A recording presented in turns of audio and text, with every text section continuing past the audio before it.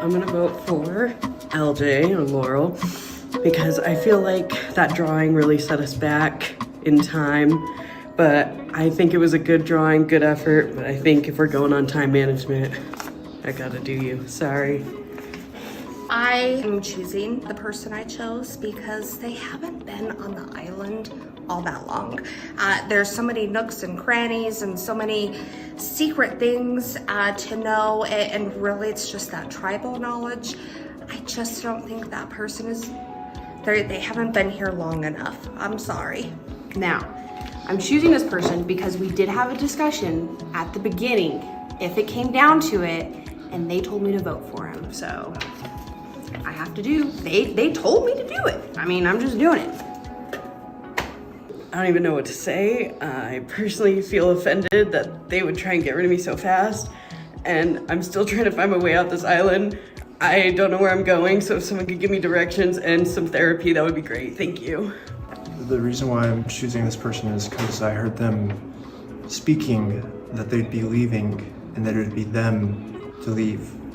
So I believe them and I'm fulfilling their prophecy. I picked Jarek because I am very dead set on being the best Nosnik, and if I can get him out of the competition as quick as possible, that's what I'm gonna do. I'm feeling like if he could just have not communicated as good as he did for the show and went back to the way it was at the beginning, we would have been much better off. I was not ready for the competition. Next year I will be. I have removed my mask in rest for the following week in the wild before I reapply. I have not used a shower in 10 years. It was nice. It was worth losing to use a shower.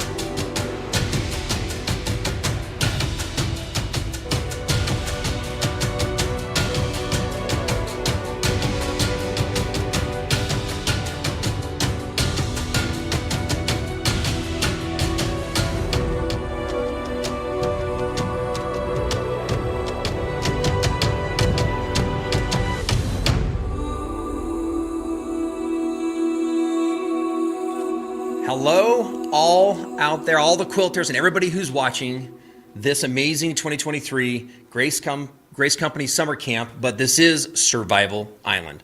Welcome on back, and we want to continue to have you give us in a chat. Who are you? Where are you viewing from?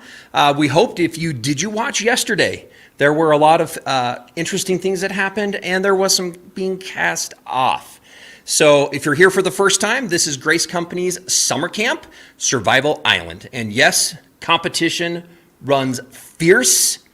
We have some great and amazing announcements. You did hear, if you didn't see yesterday, we talked about a brand new product called the Grace Little Rebel. We will be talking more about that as well. But as we get ready for the show and as we kind of get into it, please go ahead, put some comments. Let us know again where you're coming from. Tell us if you did join us yesterday, what was your most favorite part of the show? Maybe most interesting, maybe the most saddest part of that show. But as we do this, we're going to kind of continue to recognize. It looks like Evelyn from North Carolina. You're going to see a lot of names flashing up as we do so. But kind of as we allow everybody else to join, the numbers continue to go up. I did want to ask, since yesterday there was a combination. We did start off with Team Elbow Ray and Team Italy. And when we combine those together, of Italy and Rebel A was Little Rebel, and we end up now having one team. And so the reason we combine them is because now this is a competition of independence. So independently, you are going to now be competing against each other, and therefore we will then vote, and we will continue to have some of you, unfortunately, cast off. So let's start over there, Allie. Yesterday was kind of intense. Tell us a little bit about how the competitions were and how you fared out in that. I think they were fun. They were great. Gave us a chance to show some of our skills and be on the island. And I'm personally very confident that I'm going to make it through this one.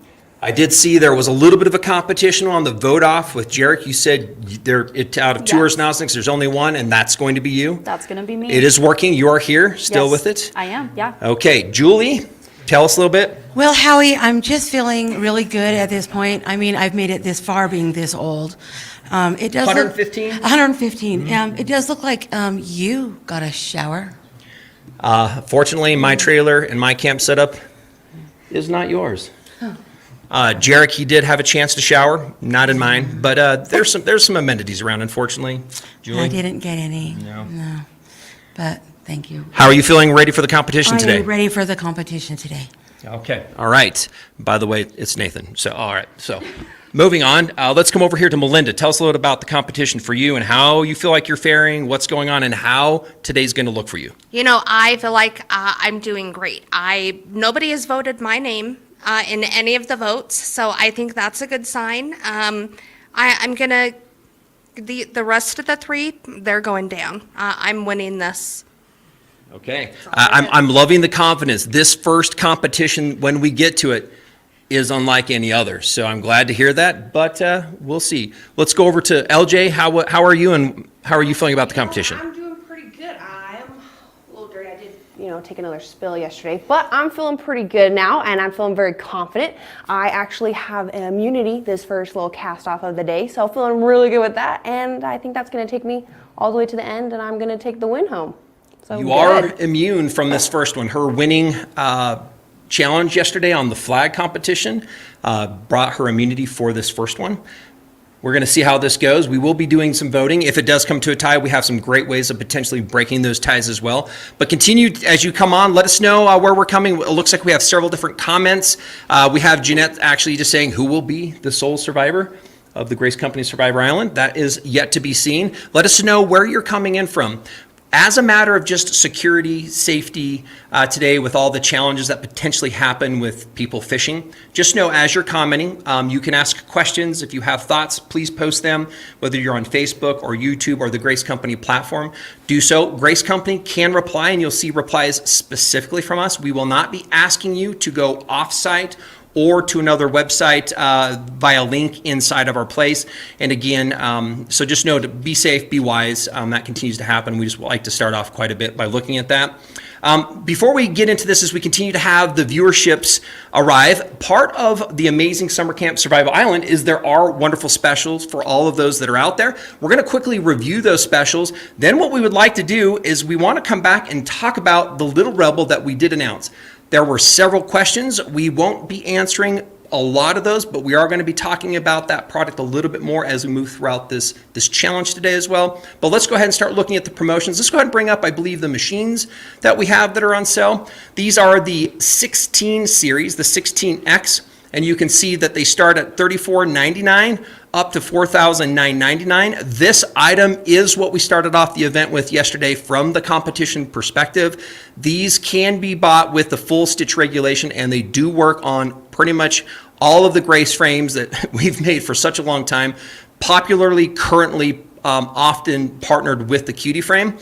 So they are on sale. If you've ever thought that you needed to get into a machine that's a little bit longer, there's never been a better time, and there's not a better mid-arm quilter out there. Next, we also have all of our long arms are on sale. You can see from our 19 up to our 21. So we have the 19X, the 19 Elite, and the 21X Elite are on sale from $64.99 up to $84.99, and you can see that that 21 is over right around that $1,000 mark off. So again, great price.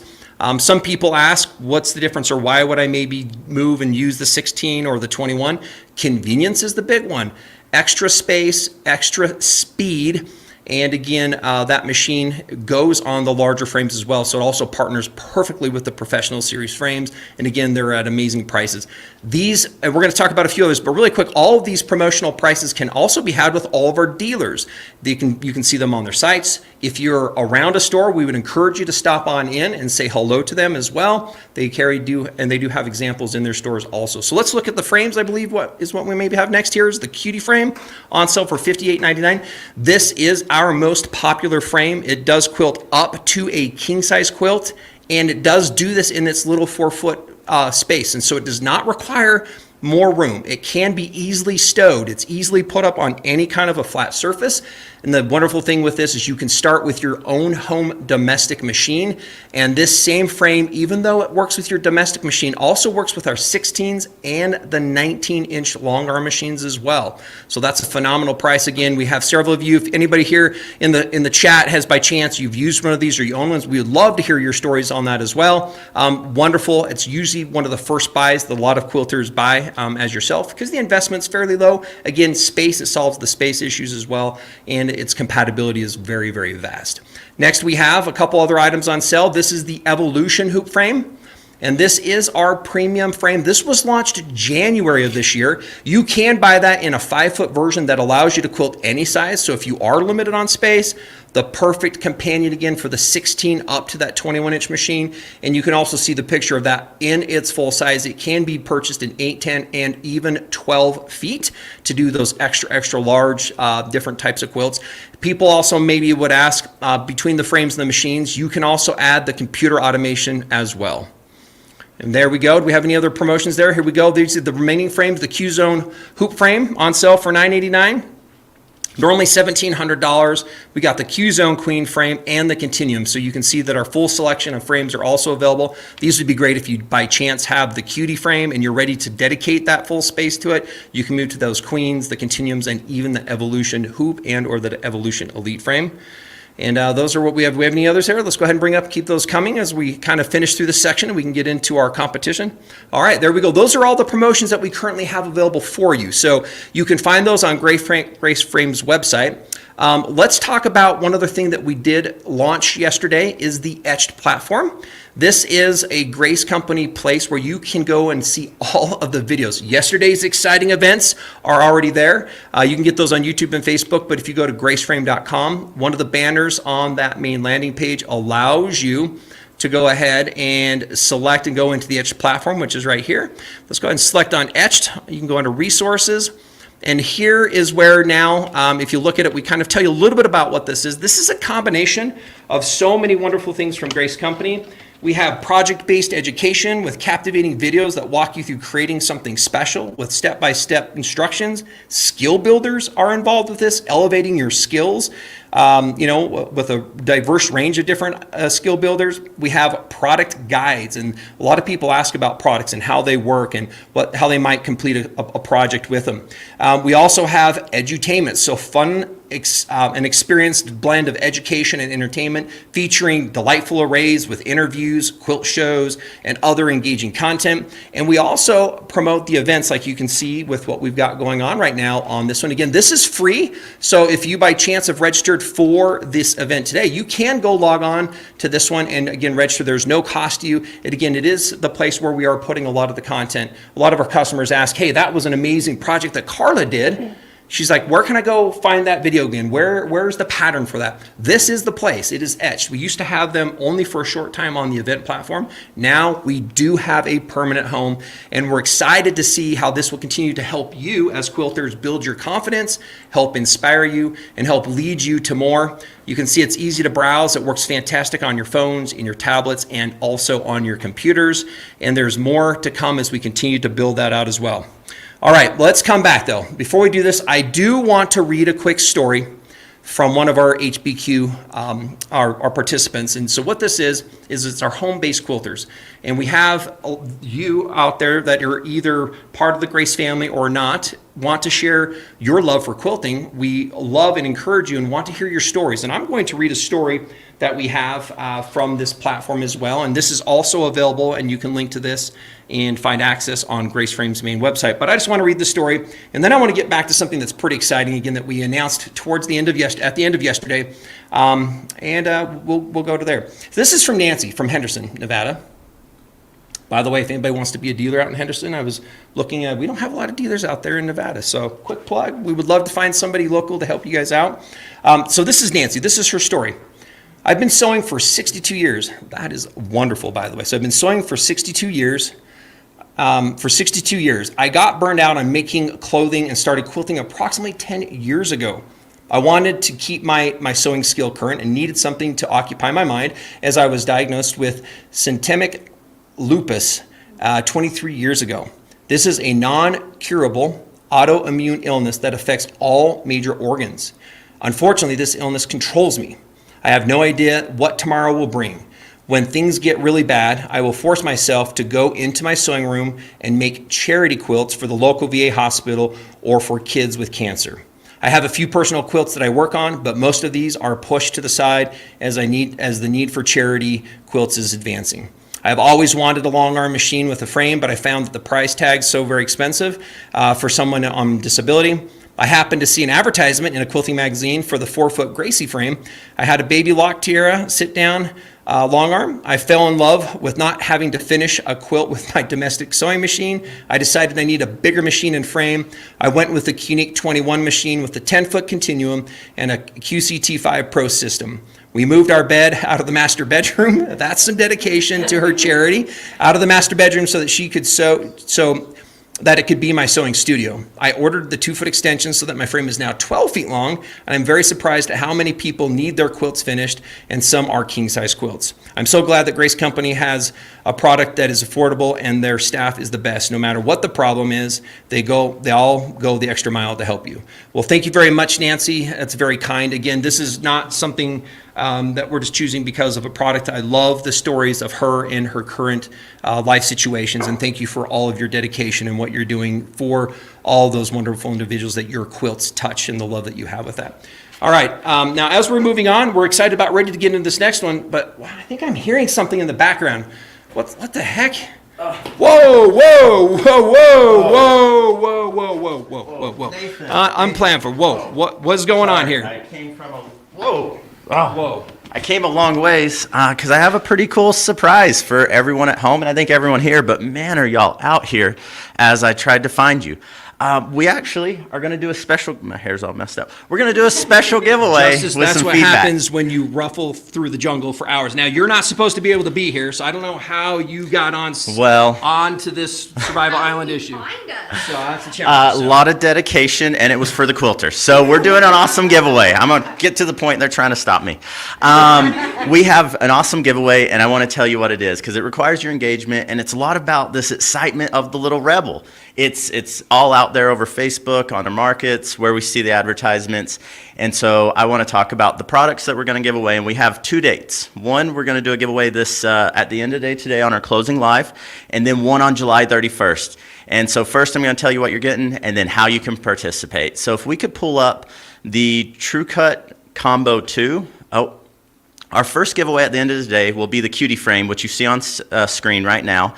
It's an awesome little frame. A lot of you know about it. And we're going to pair that with a True Cut Combo 2. The True Cut Combo 2 is going to come with that sharpener, the electric sharpener, the 45 comfort cutter, the True Grips, and that 6.5 by 24.5 inch ruler to really help you cut well, stay on track there. So that's the giveaway we're giving away at the end of the day today. And now on July 31st. So really quick. Oh, yeah. This is something that did not exist yesterday because of the intensity, because of the launch. We actually did the Little Rebel launch yesterday as well. There were so many of you that were reaching out, and half of you probably don't know that there also is a wait list where you can continue to learn and get more information. Absolutely. And Justice was like, hey, we need to make sure this can be shared with the world. And again, this competition this availability is going to be, we're going to decide this at the end of today for Yes, those people for that are that- with us or people for that that hear giveaway this. we just gave. So if you're one of the people that are currently viewing us live, you get an advantage because I'm telling you, we don't have thousands of people, we do have hundreds. So thank you for joining us.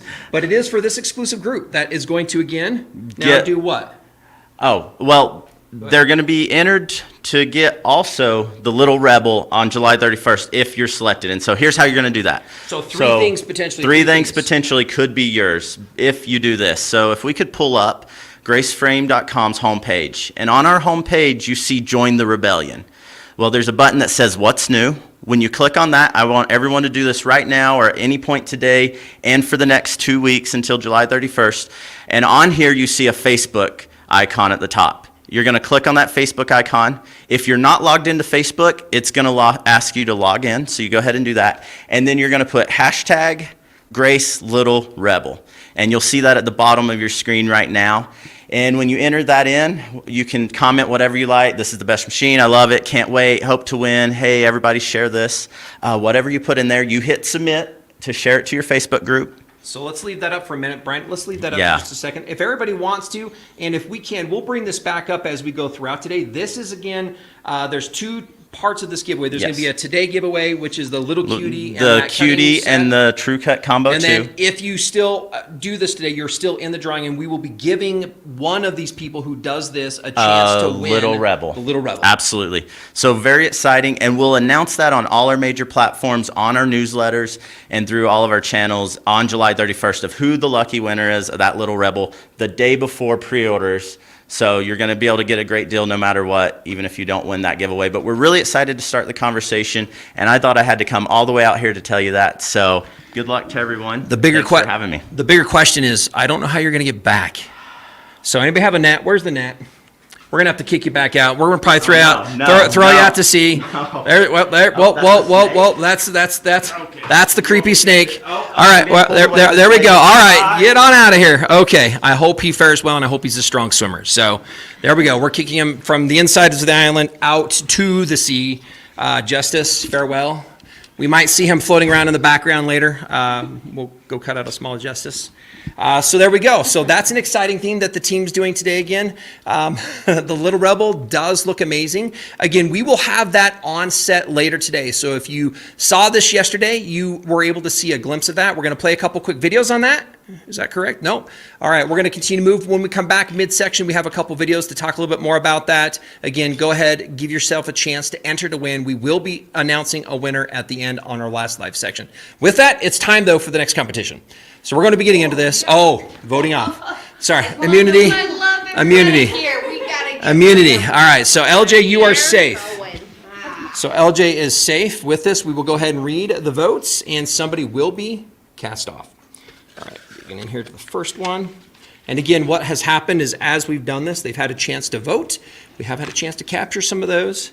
But first one up we have is Allegra. So there's one for Allegra. Okay. That might not be, you might be being cast off. I don't know. I'm pretty confident. Okay, that's for good. I'm glad. All right. Melinda, this is your first vote. Melinda. One for Allegra, one for Melinda. Okay, next we have, wow, this is going to be kind of intense.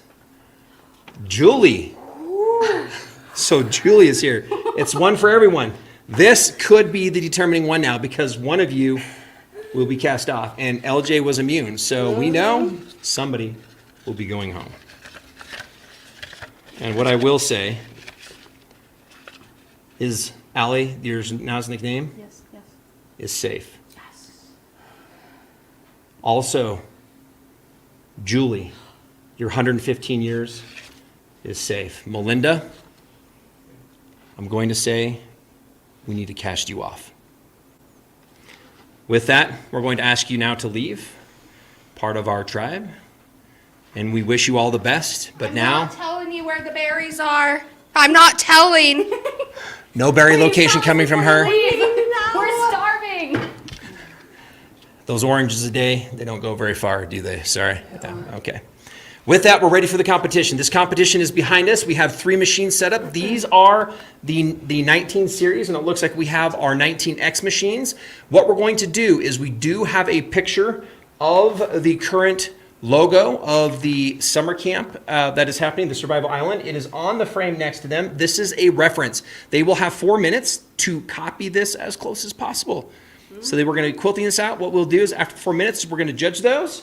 At that point, they will be immune is what we're going to do for the next vote. And then when we vote off and coming back at the next section, we'll find out who gets voted off. With it, if you all prepare and get ready.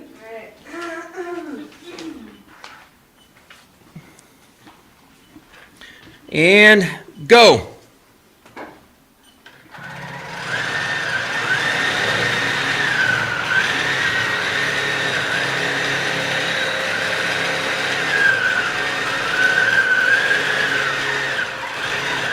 So one of the things that you might be seeing is that the machines do have the built-in stitch regulation, and that stitch regulation allows the machine to speed up and slow down. Some of them you might be seeing the red lights flash.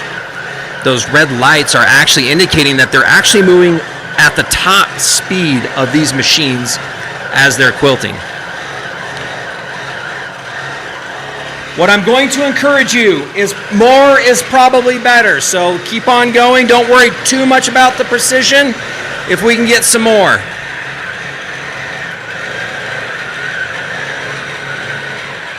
Again, they're moving around. This is intense. We've still got 3 minutes. 3 minutes and counting. 3 minutes and counting is where we're at right now. So they've got 3 minutes. It looks like we've got people that have circles. We've got scribbles, some trees that are going on in some of these as well.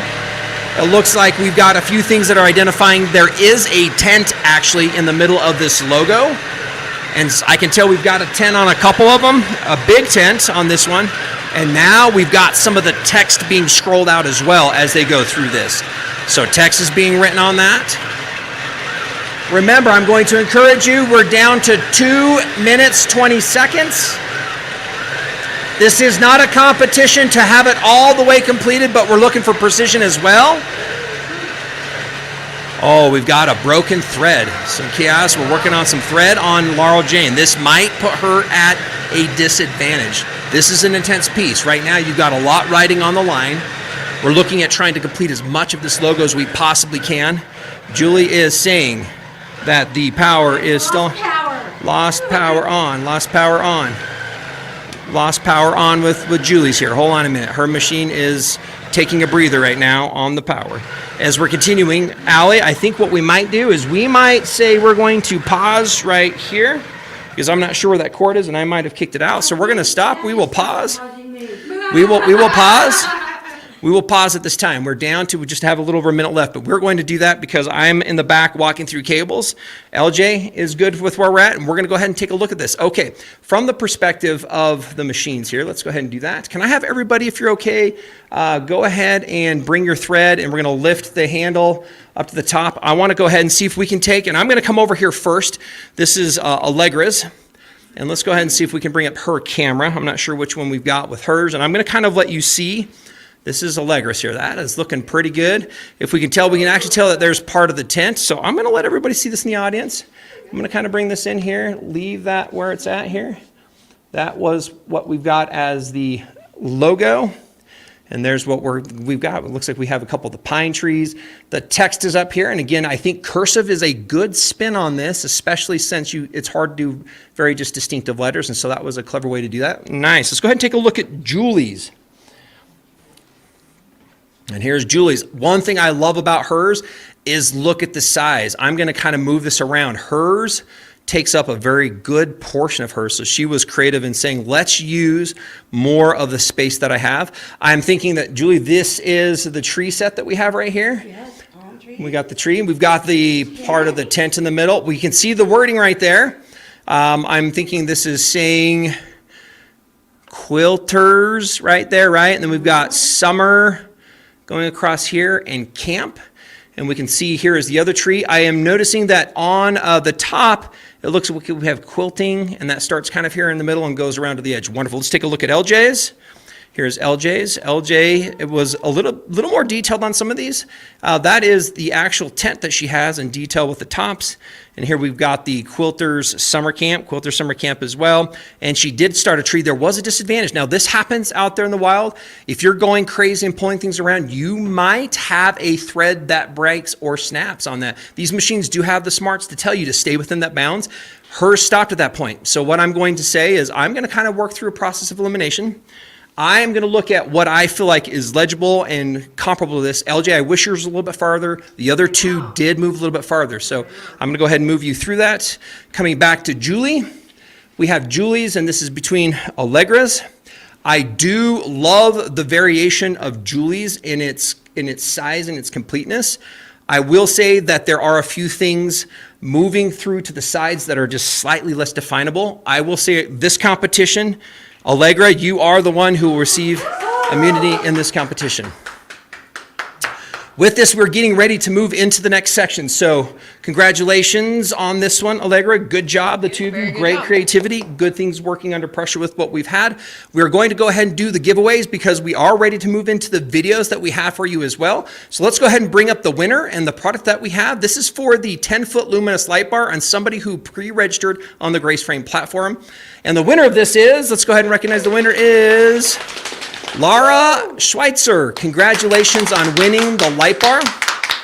Again, we will be reaching out to you and connecting with you on what to do. We have others? Are we with us? We're at? Okay, so thank you for being with us. If you're just joining us, hang along. We've got a lot of intense competition. We have other things that have to do with the new product, Little Rebel. We're doing additional giveaways, and we have other wonderful inspiration, education, and other product demonstrations. Stay with Grace Company, Summer Camp 2023, Survival Island.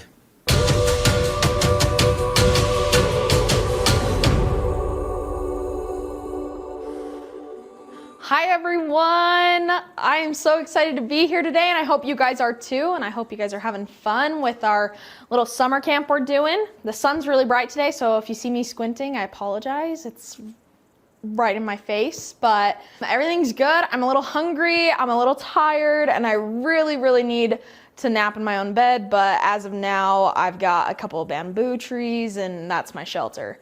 So I hope you guys are much more comfortable at home and watching this and still participating. Like I said, my name's Madison. I work for the education department. I've worked here for a little over 18 months and I love it. Best job ever. So what my job entails is basically finding new ways and more fun, innovative ways to quilt. And I'm really excited to show one of them that I found out in my last project that was shown in Spring Fling. So for this, I'm using our Evolution Elite frame. It's super awesome, it's super sturdy. I really like it because when I do have to lean over and I have to check something or I have to pin, it doesn't move. That's the best part about this, and I really do trust it, and it helps me roll my quilt straight. Everything's great on it. And then I'm also gonna use our 19X machine, which is fantastic, by the way. It has really, I love the 19 series. I think those are my favorite machines. And so our 19X is working really great. As you can see, a couple of the vines have been a little bit everywhere. It's really grown on the island. And my materials today are basically my quilt top, my batting and my backing, and then I also have two rulers. Our 3" by 8" ruler that comes in our Travel True Cut kit, and then I also have our 3 by 18" ruler. These rulers are great and they're perfect for when you're quilting, when you're cutting, all the things. I'm also using our ruler base that you cannot see because it's under my quilt, but I will show you how to use it and what is great about it in a minute. So now that we're here and now that we're gonna actually start quilting, which I'm super excited for, I wanted to talk a little bit about what this project actually entails. When I was doing my quilt a little bit ago, when I was doing my map quilt, I found that I wanted to mark my quilt, but every marking tool that I was using always left something behind. I could never get it off. The chalk, a pencil, it just would never go away. So I decided that I wanted to create a new way. So talked with my ally, Carla. I really hope she's my ally, but we'll see. And she decided between the two of us that a basting stitch could really work as a marking tool. Now, it might seem confusing at first, but I promise you that I'll explain it, and I'll try and explain it in the best way possible. What I've done is I've appliqued an 8-inch square on my top of my fabric, and I just folded it over, ironed it, and then appliqued it on top. This is my first time appliquing, so please don't judge me for how terrible the lines look a little bit.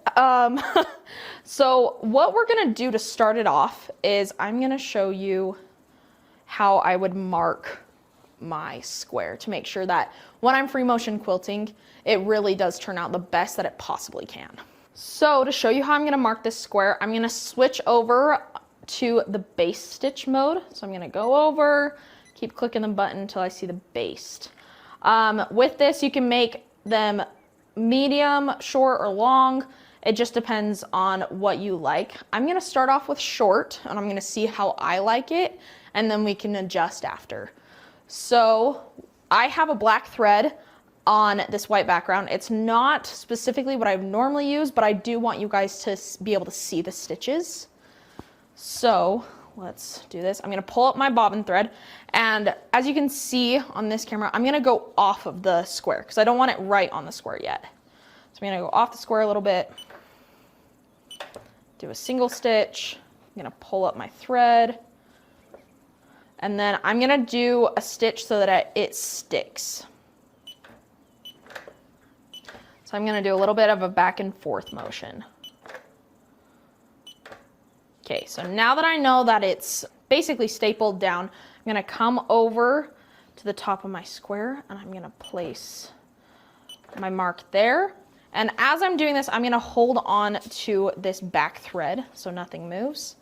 Okay, so I actually decided that I wanna do a long stitch. So I'm gonna make my base stitch and put it into the long setting, just so that the stitches aren't so close together that unpicking is necessary. So I'm gonna make sure that I have my stitch, and I'm gonna make sure it stays down, and so that when I'm going through, it will not lift. So I'm gonna pull my bobbin, and then I'm gonna make a few stitches back and forth.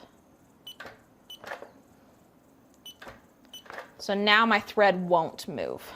I'm gonna take my ruler, we're gonna place it, and I'm gonna line it so that it's gonna make a straight line here. And I'm gonna make my first dot here. I'm gonna place it down, and then I'm gonna press start on my machine.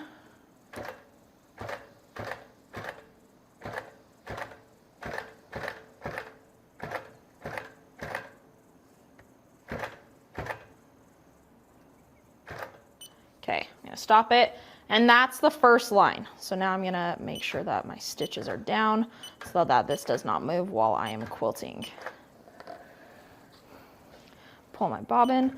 That is the most important part of quilting, making sure you pull your bobbin up so that you don't have it stuck. Okay, I'm gonna do it on the other side as well.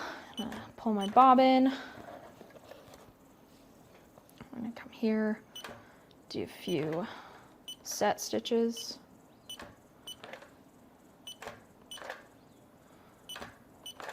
Okay, I'm gonna grab my ruler. We're gonna come here. I'm gonna make sure it lines up correctly. The best part about our rulers is that they do have this edge so that when you're using your foot, it will be able to give a good guide for it. Awesome. Okay. I'm gonna do a couple stitches so that it will stay. This process does take a lot longer than if you were to mark it with a pencil. The benefit of it is you don't have any marks, which is super nice. So now you can see I have my center. Let's pull it over so you can see that. So I have my center marking, so now I'm gonna do a straight line from the top to the bottom. Same process, super easy. It makes all the difference, honestly.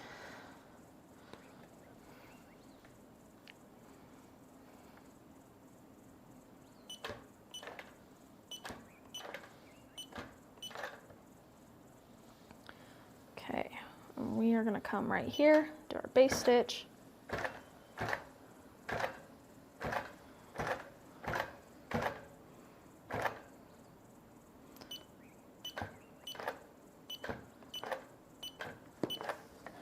Awesome. Pull your bobbin, and we are getting on our way. I'm gonna make one more line just so that it makes it easier for me to see. Pull your bobbin. You guys are gonna get really annoyed of me saying that, but it really is such an important part. So during the summer camp, I wanna know how everyone is doing, what their favorite segments have been, what they're looking forward to, if they have any scheduled to save so that they can know that it's coming up. I know I'm really excited to see my coworkers.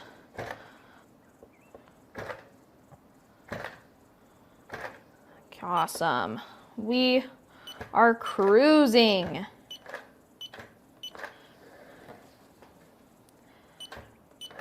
The best part about this is that with the base stitch, there's not really much to unpick, and with unpicking it goes by super fast since they're super long stitches. Now that everything's marked, it's going to be so much easier for me to know where to quilt, how deep I can go into my center without having any markings. So what I'm going to do is I'm going to start with these designs that I picked. This first one for the square, I picked a super simple one because I wanted to show you with the marking how simple it really is.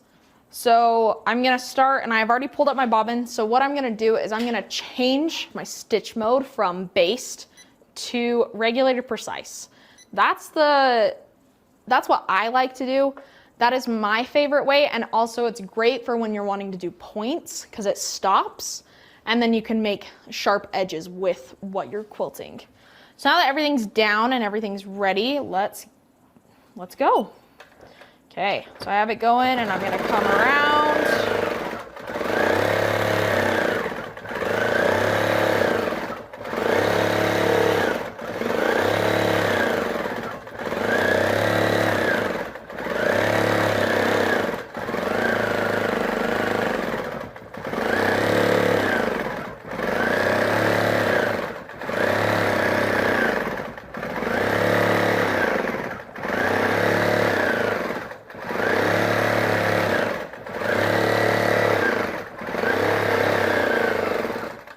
Okay, I'm gonna stop it, pull up my bobbin, and that is our first design. Now it looks a little wonky for now, but let's go through and make sure that we unpick this. And I'm just using my little scissors. And with this, I can just pull it up really easily. And as I'm pulling it up, it works and it unstitches quite nicely. When you have the stitch lines over it, that's when it can be a little harder. So just make sure that you're being careful and not unpicking your design that you have just quilted, because that would not be the greatest thing to do. So there's that. And then let's keep going over here.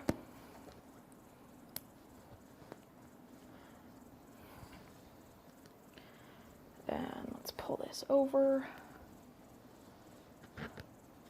Okay, the first line is undone. So let's come here.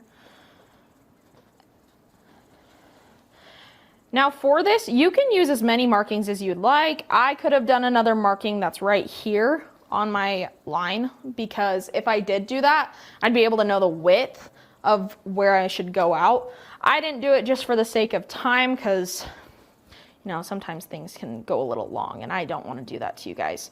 You probably have some more fun and awesome videos and segments right after mine. So let's keep pulling this.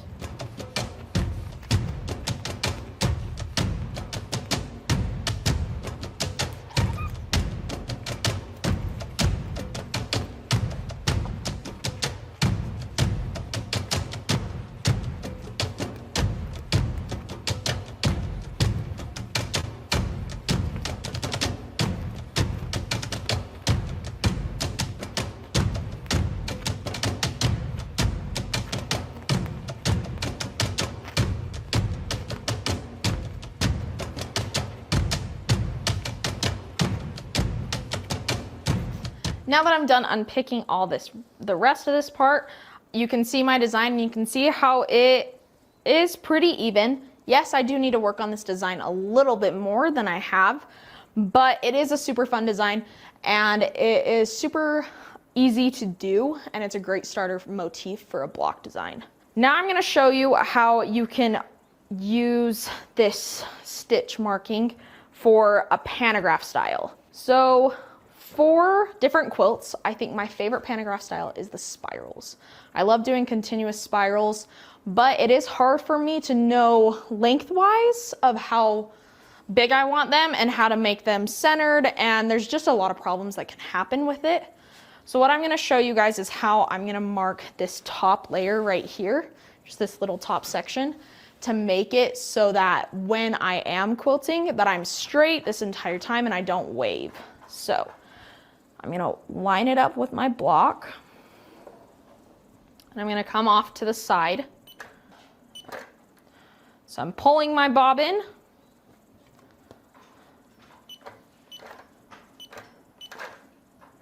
And I have tacked it down so I know that my stitch is not going to be able to move.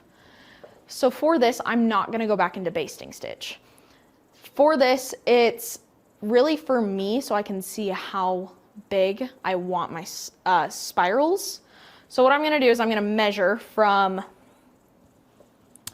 the top of where I'm going to quilt to down here. And so what I can see is it's about 3 inches. That's a really nice number. I didn't even plan that. So that's really good. Go quilting by Maddie. And we're gonna come up and we're gonna line it up. And you see how I can lean on this and be able to see and it's not moving? That is what I love about this Evolution hoop frame. So now that I've lined it up, I'm gonna come over and I'm gonna place my first stitch and we're gonna lay that back down. And instead of going into a mode, I'm just gonna put my needle, push my needle up and needle down button. This way, I can control where the markings are at. And as you do this, I strongly suggest to hold on to your tail right here, because if you do that, then the stitches won't move. And I'm gonna go at a 3-inch mark. And I'm gonna do another dot. Come over, go 3 more inches. Come over, go 3 more inches. And I'm gonna do this along the entirety of this line. The really nice part about this technique is that you can move your ruler and make sure everything's still lined, and it works perfectly. Come over 3 inches.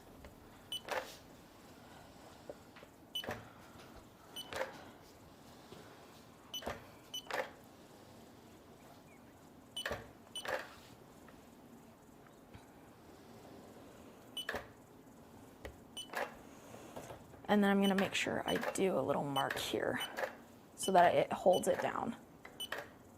And then I'm gonna pull my bobbin.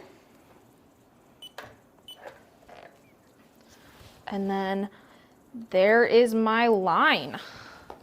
So as you can see how even and nice it is across from one side to the other. With this, wherever I put my little dots, or where I put my single stitches, that's when I know that's how big I want my spiral to be. So I'm doing a spiral that's 3 inches by 3 inches, so it's a little block spiral. And with this marking, what's nice about it is instead of using the based stitch, you actually can use the marking in multiple different ways and not have a lot of lines. So let's start. I'm gonna pull my bobbin. You guys are gonna get so annoyed at me saying that. I should probably stop. You guys get it.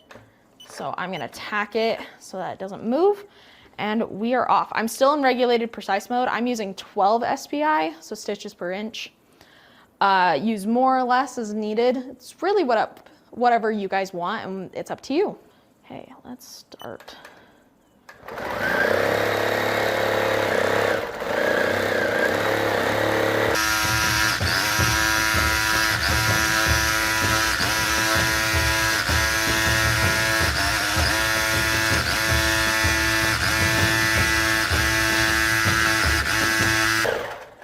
Awesome. Now let's take a closer look at this. Okay, so as you can see, there are some that are a little bit bigger, but in general, they are pretty uniform and they do look super nice and super sleek. This is why I love using this as my marking. Without having this, I wouldn't know how big, and then you'd have a lot of a grid line, and I don't want that, especially on my white fabric that I'm using right now. And then you can see it's a lot easier to pull out than the base stitch. With the base stitch, I strongly suggest using the base stitch whenever you need to have more detailed markings. That is when I'd suggest it. When you're using pantographs and some big design like this, the big spirals, that is when I would suggest to use the larger stitch and just do single stitches. This is such a fun way to add to your quilt and make it your own while still making it look a little bit more professional and even. That's what I am. I love making things look like automation, like our QCT5 system did it. So what I'm gonna do now is I'm gonna roll my quilt and I'm gonna show you how to mark on a circle as well that I've also appliqued. Okay. I'm gonna pull it and then let's get our quilt clip on and our next part is ready to go. Outside of this, instead of filming it, I am gonna go spirals, and I think I'm gonna do spirals most of the way down. There is another meandering sort of design that I do wanna show you guys, so I am gonna do that too. For this design, I wanted to stick with a flower because I feel like circles and flowers, they go really well together. And for this, I would measure your circle. And what I did is I had like a manila folder and I used our circle cutter, and then I changed the blade, of course, for our fabric. But I used our circle cutter to cut out an 8-inch circle, and then I folded it in half a couple times and laid it on top so I know where our center is and where our sides are so that I don't get confused and have our center look a little bit off, like over here, and then have it not look great. So what I've done is I did little stitches to make sure that I know where I'm going. Okay, so let's mark it.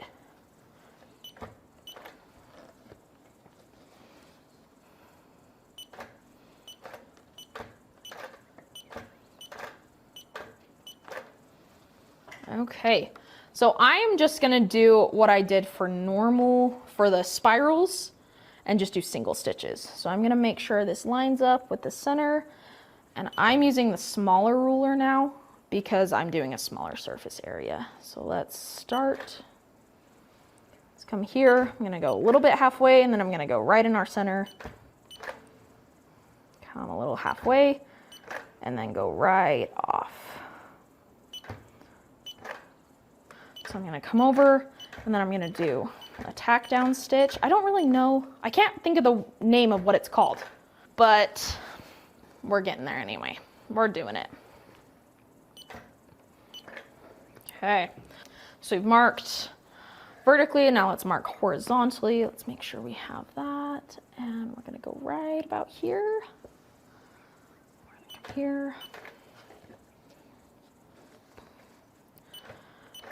I would like to know everyone's favorite part so far of this summer camp that we've been doing. I always love our events. They're super fun, and they help me feel more connected with you guys, with our fellow quilters.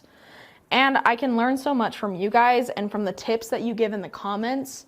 Those are seriously so helpful, and I love them. Okay. Okay, let's come over. Let's make sure we're here. Let's go a little halfway. And then let's come.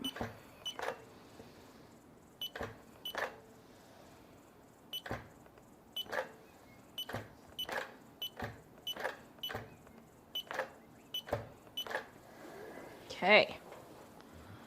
Oh, we're almost there. We're getting there. Grab your scissors. This is also an essential in my Quilters Survival kit, because you always need your scissors. No matter where you are, you always need your scissors. Okay, now I'm gonna do the little X that I always do.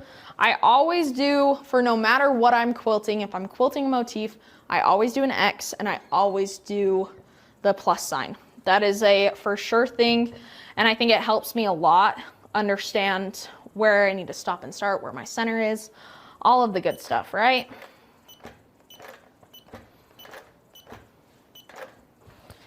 Okay. And I'd also like to know what projects you guys are excited to do this summer. What has been on your mind? What's a quilt that you've been wanting to complete? What's a quilt that you want us to show you how to do? Or anything like that. That would be super fun, and put that in the comment and I will look at that and I will take it. And I love to learn more about all of our quilters and those who are using our products and those who are using other products too, and just quilters who are joining the community. I love to hear from you guys. And then let's go for our last one. Let's come here.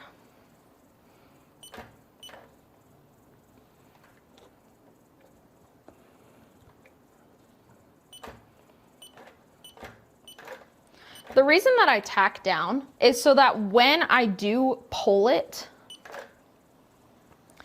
it doesn't, the thread doesn't come out with it, because nothing's worse than when you're trying to mark it using this technique and then you realize the thread is pulling out.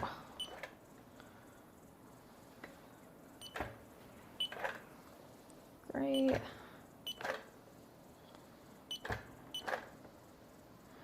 And we're gonna go right about there. Make sure, let's put that stitch in, pull it out, pull out the thread, and we are good. What I do to prep for designs, especially when I'm filming, but even for any quilt that I love, that I'm getting started with, I always make sure that I'm doodling a lot and I'm tracing the pattern and I'm designing, and I'm doing it whenever. Even in meetings, if I have a pattern in mind, I'm just gonna sit there and I'm just gonna draw it over and over and over again. So this one, we are gonna come up and we're gonna start at the top.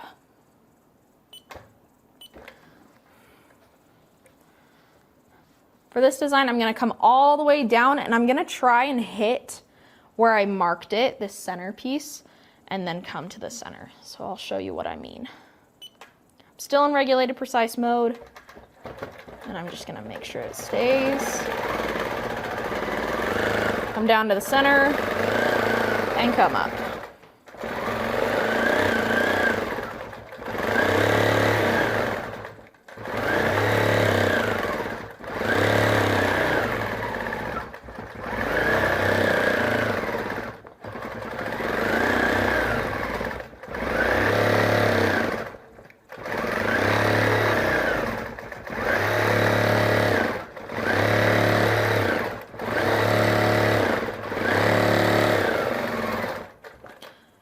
And if you ever see like a bunch of threads, just stop, pull them away so that they don't interfere.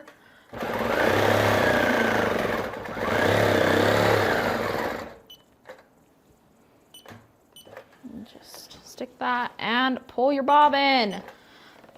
Okay, I'm excited about this design. I think it's super fun. Now, your guys' favorite part. We get to unpick just a little bit. Nothing too bad.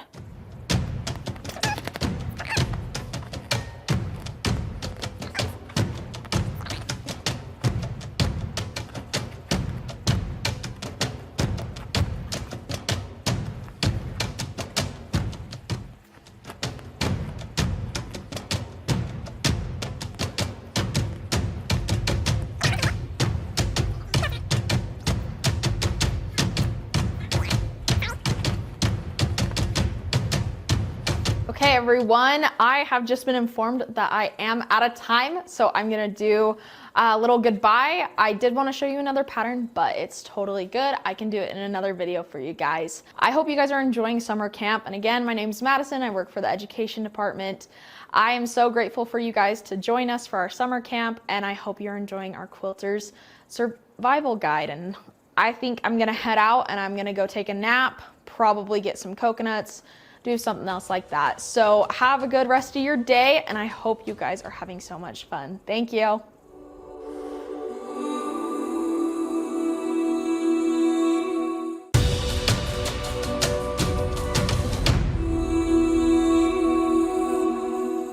Hi everybody, this is Carla with a quick tip that might just save your machine and your quilting life. Don't use soap and water to clean out the lint and debris. Use the lint brush.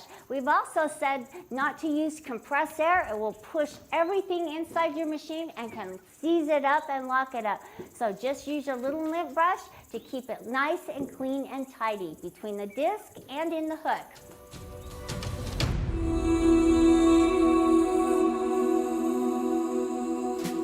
Hello everyone, I'm Kina and thank you so much for joining me on my Raw Edge Applique Finishing Touches workshop.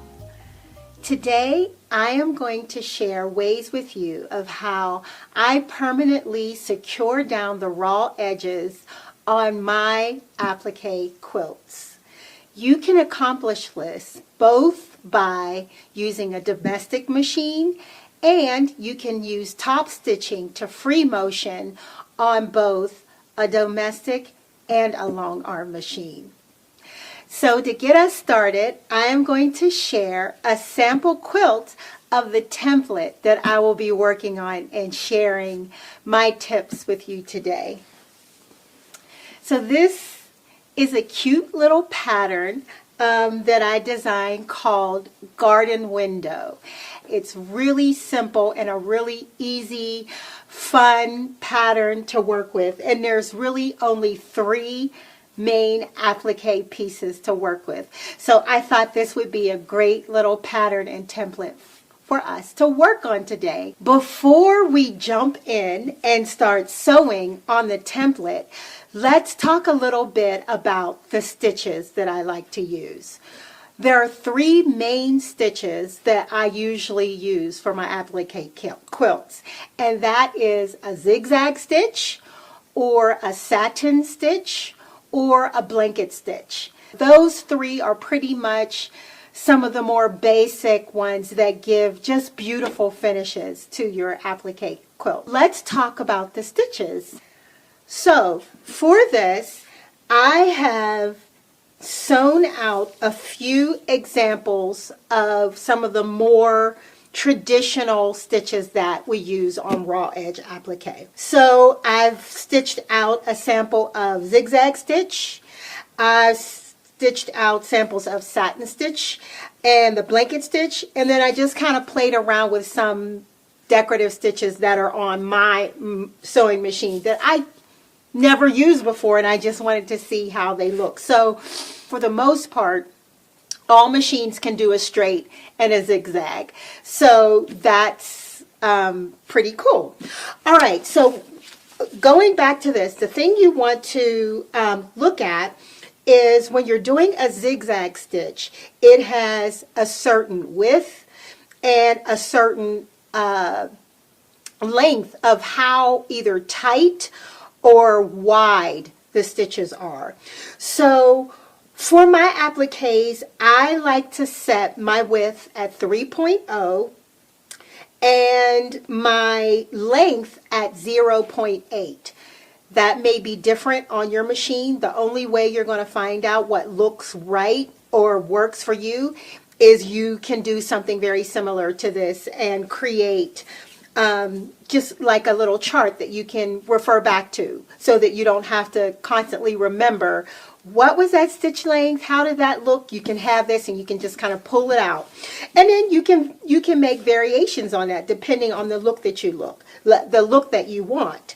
So when I use one width of 3.0 and then a length of 0.8, that's how thin it's going to be. So the width is how thin it's going to be, or how wide it's going to be.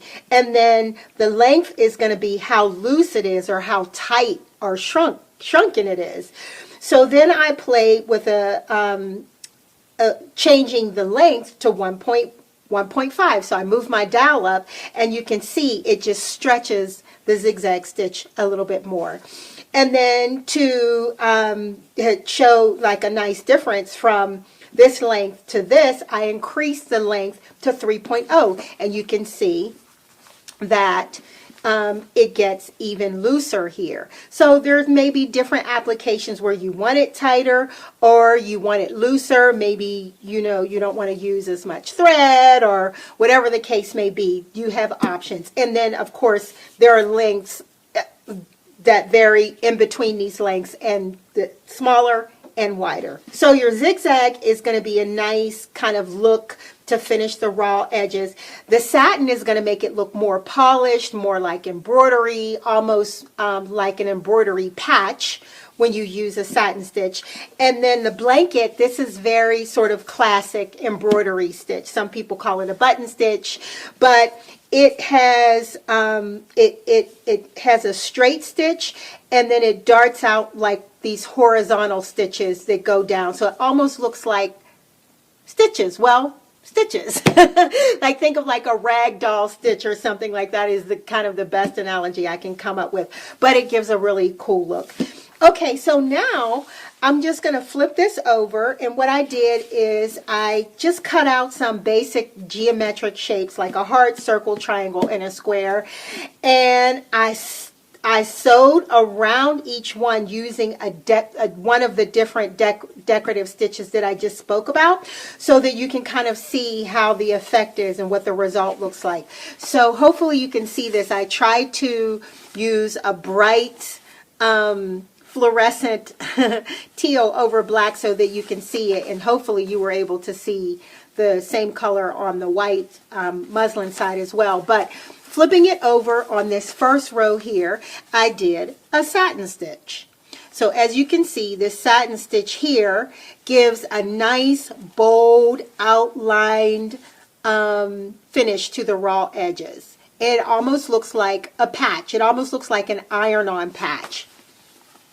And then for the circle, I did a simple zigzag around the circle, around the raw edges, and that gives it gives a finished look, but it's more like it's not as polished. And then here I use that blanket stitch. You can see hopefully how that looks. And then on the square, I just use some random decorative stitch on my machine, but it's like this little leaf vine. It looks pretty cool. Okay, so let me show. Okay, let me show you the quilt, the practice quilt that we're going to be working on. Okay, so this is another version of garden window. So this little part right here, this is actually the template, and I just put it on another background, and I just kind of put some borders around to kind of frame it up a little bit. And yes, I made her blue because I just wanted to try some fun and funky, and I'll share with you in a second some other versions. But so basically, for this pattern, there's three main parts. There is the hair. That's one part that we cut out for the applique. It's one piece, the hair, and then the next piece is the face, like it's the profile of the face and the neck. That's the second piece, and then under that is the shoulders and the blouse. That's three pieces. So it's really just three pieces that you need to cut out. And then there are these little tiny pieces right here, the eyes and then the lips. And you can either cut those out, or if it's like they're so small, you can draw them on if you want. You can use like a color marker and just kind of trace where those are, and Sharpie them on or paint them on, or however you like. But the main three parts are the hair, the face, and the shoulders. All right, so a couple things I want to share before I move to the sewing demo is I want to talk about thread quickly. So I'm not going to tell you like cotton or satin or poly or rayon or whatever. What I'm going to concentrate on today is more or less you know, if you want it to blend or if you want it to like stick out. So if you want the applique, you don't want to bring attention and you want it just kind of to blend with everything, I use a thread that matches the color of whatever that applique section is. So if I wanted a blending effect, I might use, this is kind of like a medium to dark brown. I might use like a medium or dark brown thread. And then if I wanted, you know, to finish the face and, you know, zigzag there, I might use like this color. And then I would kind of find a red to match the shoulders. That's one option. Maybe you actually want it to pop or punch and stick out from the background. If that's the case, you might want to play with a different tone in the same color or a different color altogether. So I could maybe do like a cream in this if I wanted, or I could do like if I wanted to make it really bold and finish it, maybe I would use like a black, or maybe I could, if I wanted to kind of be interesting, I could use maybe like a variegated thread, which is actually what I'm going to demonstrate today. Okay, so a stabilizer is a good idea to use when you're using a satin stitch or a zigzag stitch, because if there's no support under it, sometimes the stitches will tend to pucker and bunch up and pull. So sometimes if you are using a decorative stitch and you have used a fusible web, there's no need to use a stabilizer under it, because that fusible web you can almost hear it. It kind of stables it a little bit. But if you are having any issues, then I would suggest a stabilizer. And one that I use is called Sulky, and it's called Totally Stable. It's an iron-on tearaway stabilizer. So all you really have to do is cut a piece large enough to cover the applique from the wrong side, and then you just iron it on the wrong side of the applique. So I would turn this over and look for, it's kind of hard to see. Okay, there we go. So, and then cover it up.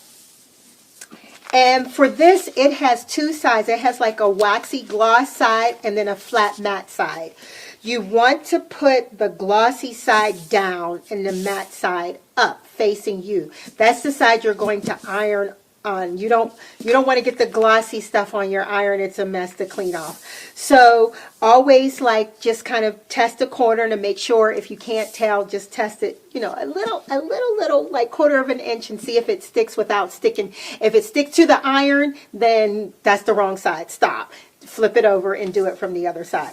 So I just iron this down, and then when we flip it back over, it'll stick, it'll stay once it's ironed down. I'm going to iron it here in a second, and then flip it over and stitch, and that should take care of any like weird puckering or bunching that the stitching causes. Okay, so this little section is where the applique is, and you can see I've ironed it. It's not gone anywhere. It's stable. It's going to hold.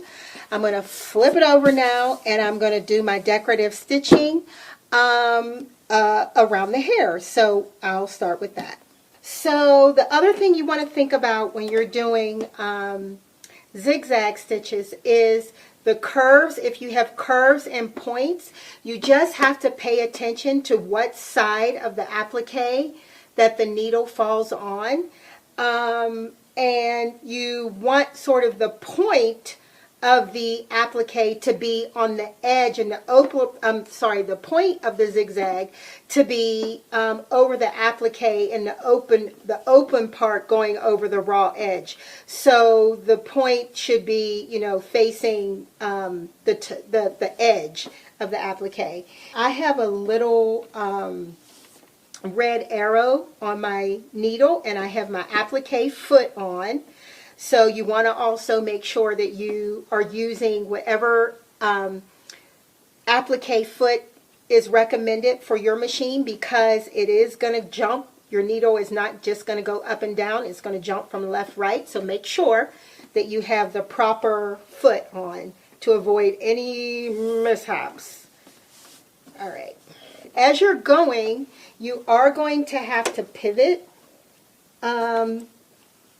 your block for the curves.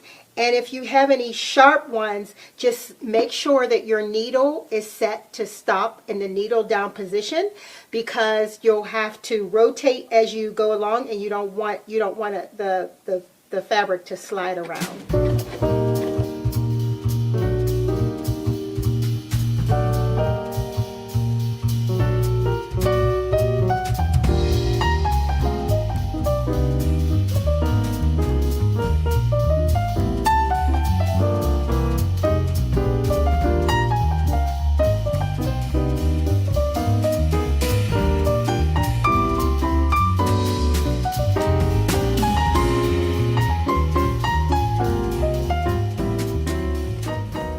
So here, that variegated thread actually is kind of nice, so I think it will help the camera pick it up better. But as you can see, that is how it looks around the hair. So now I'm going to go around the shirt here, and I'm going to switch to a blanket.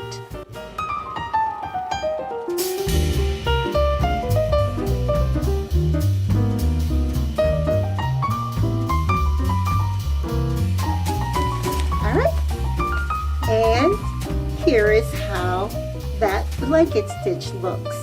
So I hope it shows up there for you, because it's actually blending in more than I expected on the red. You can see it more pronounced on the hair, but there it is.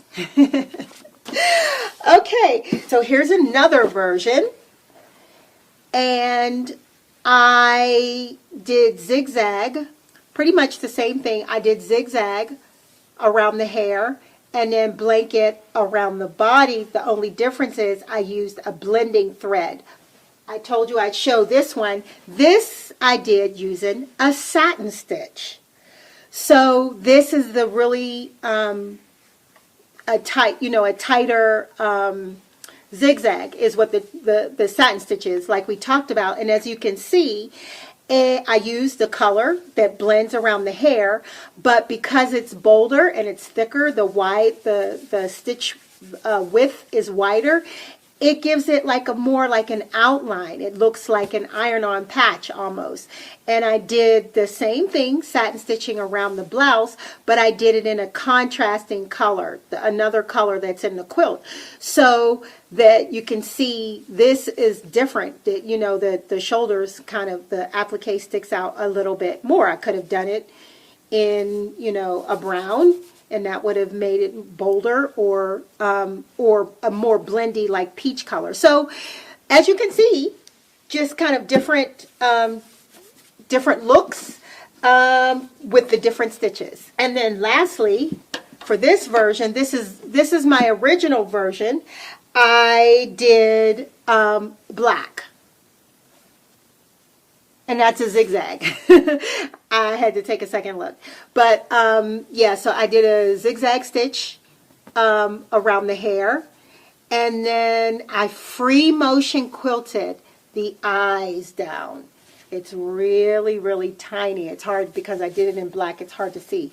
But I did a free motion stitch around the eyes and also around the lips. And then I used coordinating or contrasting color blanket stitch around the shoulders. Okay, so there you have it. There are 3 different methods for how I top stitch and permanently secure my appliques down: the zigzag, the satin stitch, and the blanket stitch. The only thing that's left that I didn't demo is how I free motion. So I'll do a little bit of that and show you how I free motion quilt around the raw edges.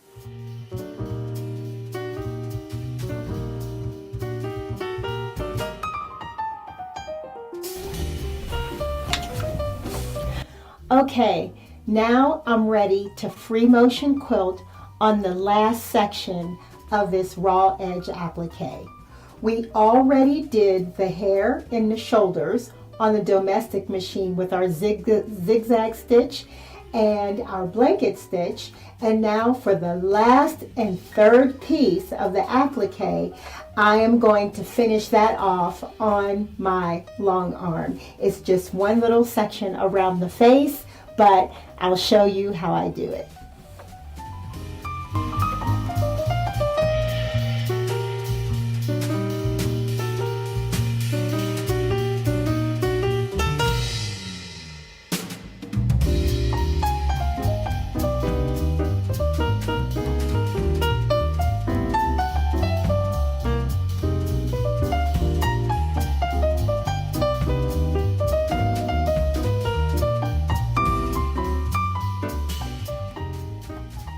And there you have it. That is just a few different options for ways for securing your raw edges down on your applique projects. I hope you enjoyed the workshop. I hope it was helpful, and I hope that you'll try some of these stitches on your next applique projects. Thank you, and see you next time. Bye.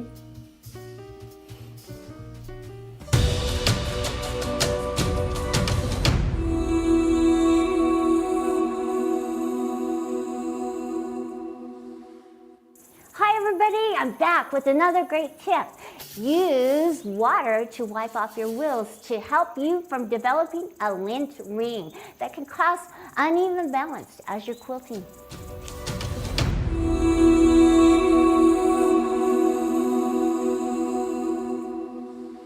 Hi everyone, I'm Lizzie Allen.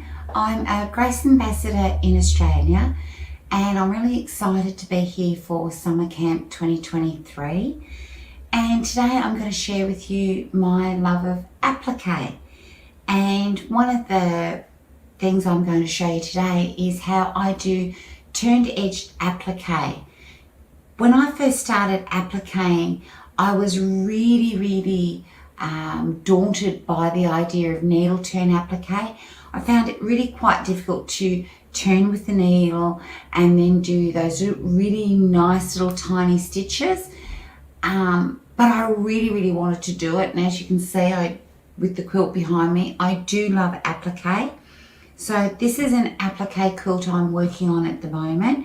So I'm going to show you how I do it. And for the girls that do not like hand sewing, I'm also going to show you how we can actually machine stitch the pieces down once we've actually turned them. So these will be the little pieces that we're doing. And basically what you're going to need is, this is what they refer to as a water soluble applique paper. There's lots of them out there. This one's the Floriani Stitch and Wash. It's fusible on one side, so the fusible is important. The great thing about it is I don't need a light box, because when I go to trace, if I put my pattern piece here, you'll see that you can see quite clearly how to actually trace through it. The other thing is I don't need to reverse the applique or mirror image it. Basically, I make sure that the fusible side is facing me, and using a marker, I draw the actual outline onto the paper.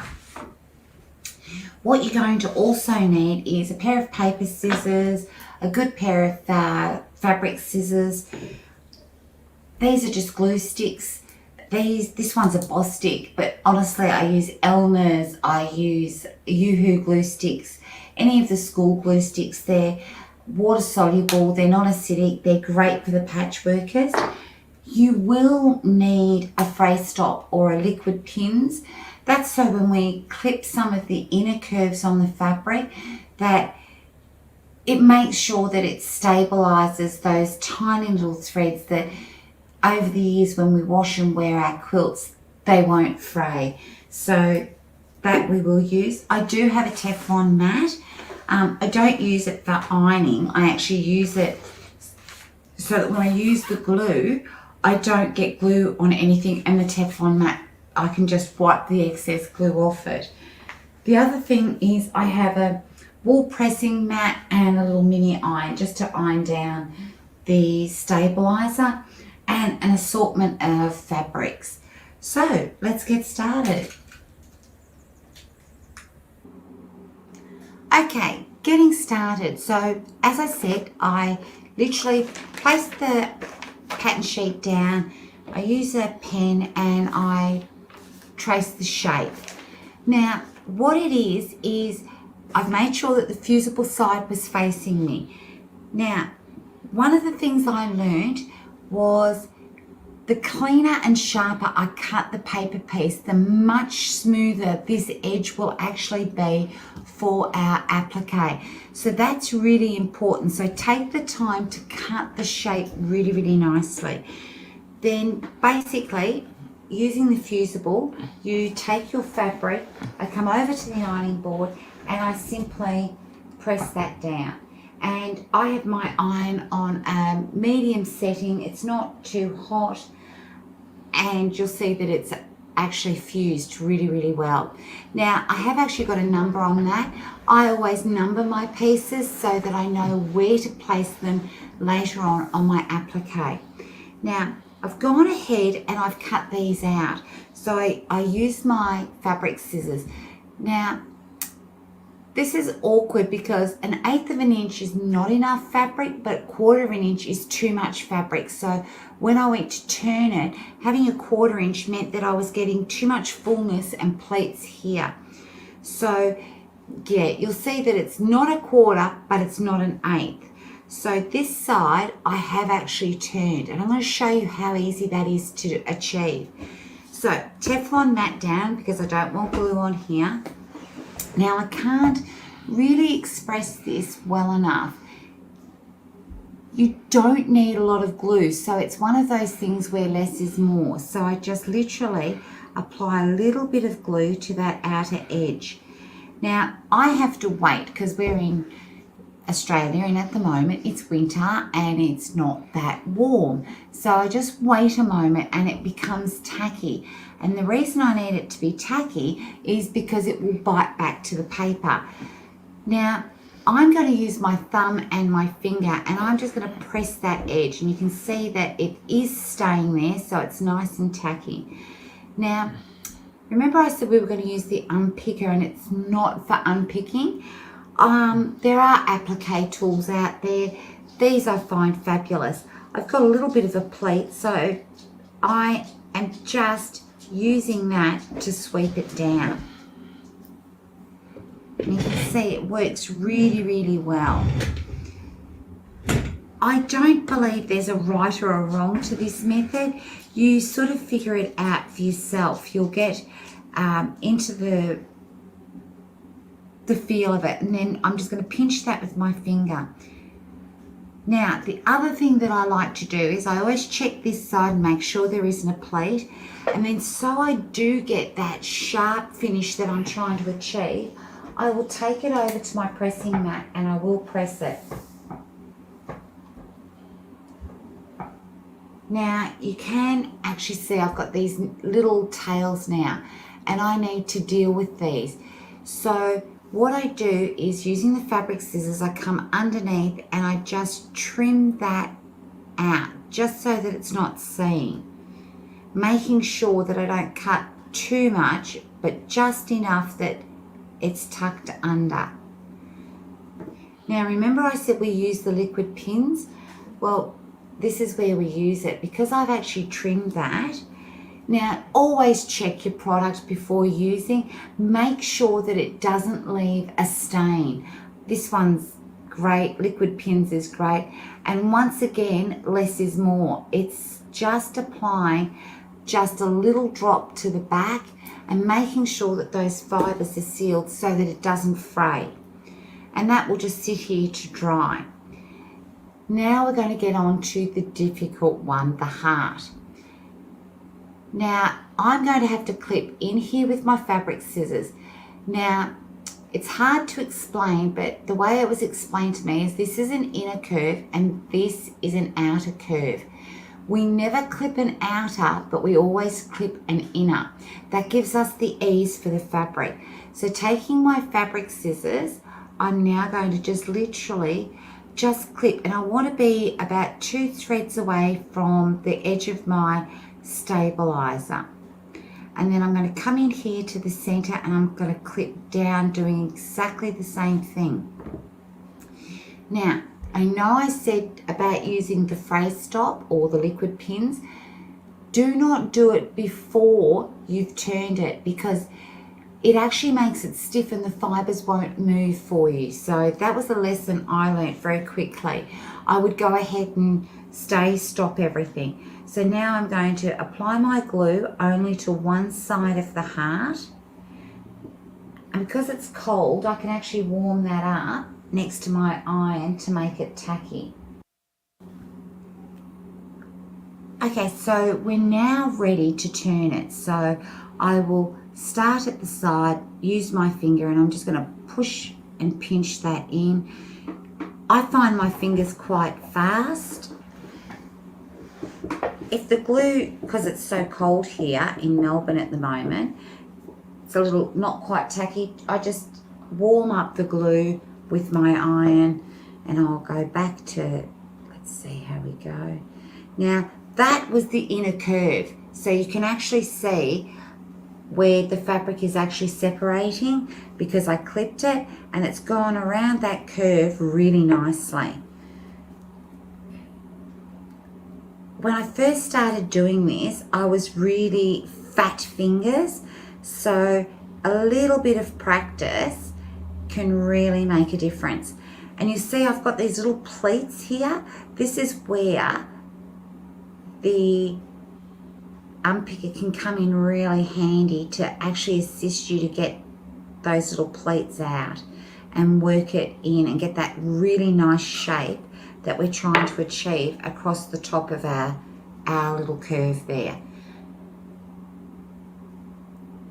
And when you can play with it, I certainly do, to make sure that I don't have pleats in it. And when you are happy with it, simply press that side.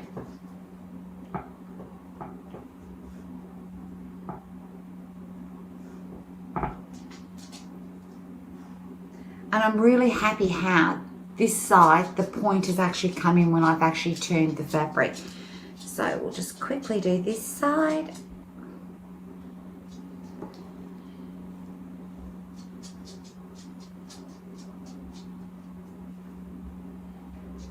And of course, I haven't clipped the top because it's an outer curve, not an inner curve.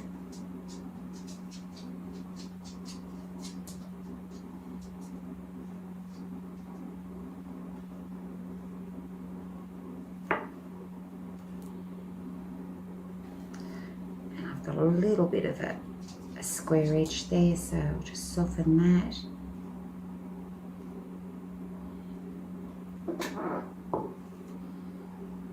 And if your mat gets tacky with the glue, just simply wipe it down with a baby wipe. Now I'm actually thrilled with how that has actually turned out. Might just squeeze that a little bit. And then once again, I'm just going to press that so it's nice and sharp. This makes it a lot easier when that edge is sharp when I go to stitch it down with the machine. And once again, I'll clip that little tail out. And I'll apply the liquid pins to our point and our end. And now we're ready to play and stitch it down. Alright, so I'm now at my sewing machine. I'm going to show you how I stitch it down with the machine.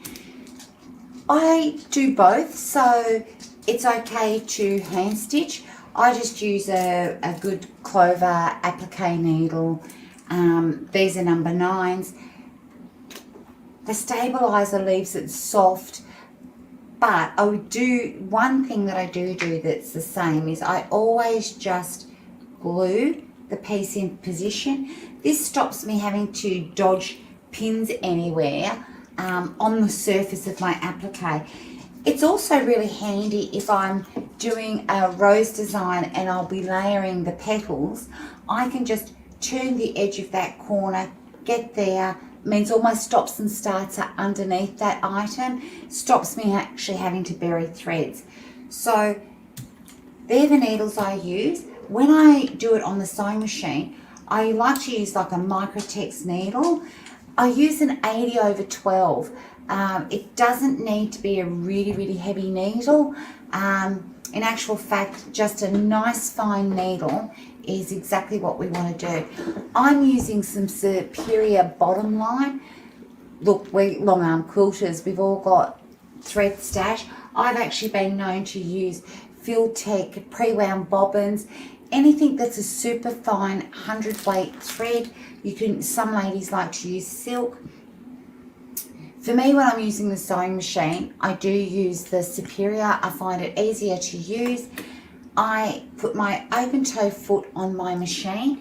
That means that I've got really good visibility, and basically I line up the mark of the center line of the open toe foot with the edge of my applique. Now I'm going to be using a zigzag stitch, but I changed the settings, so the actual width is 1.3, but the height or the depth is 0.2. So it's a very elongated stitch. So it's more, it's not a true zigzag like so, it's more a long elongated stitch. Now, I'm fortunate to have electronic needle up down, and when I do that, my foot lifts so I can actually pivot, meaning that the piece moves while the needle is in the down position. So I'm going to get started on this and I'll line it up, and basically all I'm doing is the needle is just tipping the side of the applique. And because I'm using the superfine thread, it's really effective in giving me that finish of needle turn without it actually literally being the real needle turn hand stitched. Now the wonderful thing about this is quite often I will stitch all the applique on my blocks, and then what I'll do is I'll soak my blocks, and that will remove all the glues, all the residues. It also means that my fabric will shrink probably about 3% because I didn't pre-wash it, and that will help pull down and pull my stitches underneath so that they're also less noticeable, because that's what we're trying to achieve when we're actually needle turning, is to have that consistency of a really beautiful stitch.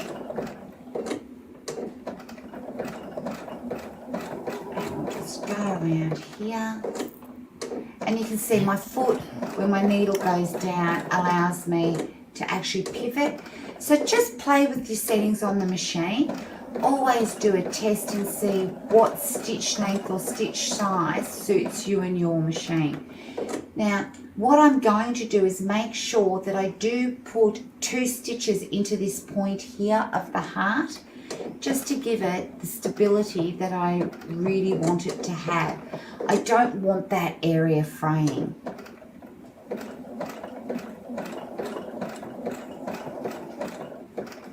And you can see it's really quite fast. And for me, it's they all say quilting is your therapy.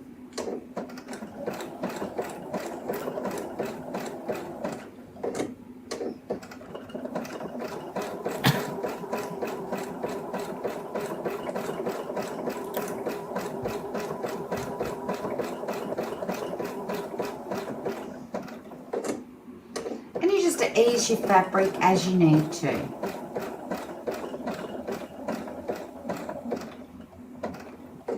And once again, on the corner, or the tip of the bottom of the heart, sorry, it's important for me to get those additional, just one additional stitch in that point for anchoring. And I'll just trim those.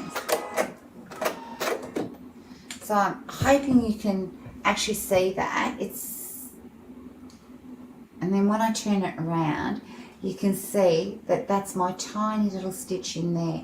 And truthfully, if this was a real quilt, I probably would have started here, not actually on the point, so that the starts and stops aren't as noticeable. And the great thing is too, the stabilizer that we used also acts as a stabilizer when we're using a machine to get those perfect stitches that we require for that perfect finish. And really, that's all there is to it. I hope that you decide to have a little bit of an adventure with this. For me, it's wonderful, it's fast. I can turn 30 or 40 pieces really quite quickly, and if I choose to, sit down in front of the telly, and I call this telly time, where I can just relax and just hand stitch these down. So thank you for watching. I hope you enjoy Summer Camp 2023. Here are some photos of my applique quilts. I use my Unique X Elite 21 to custom quilt the applique. This is probably for me my favourite part of the whole process of making quilts.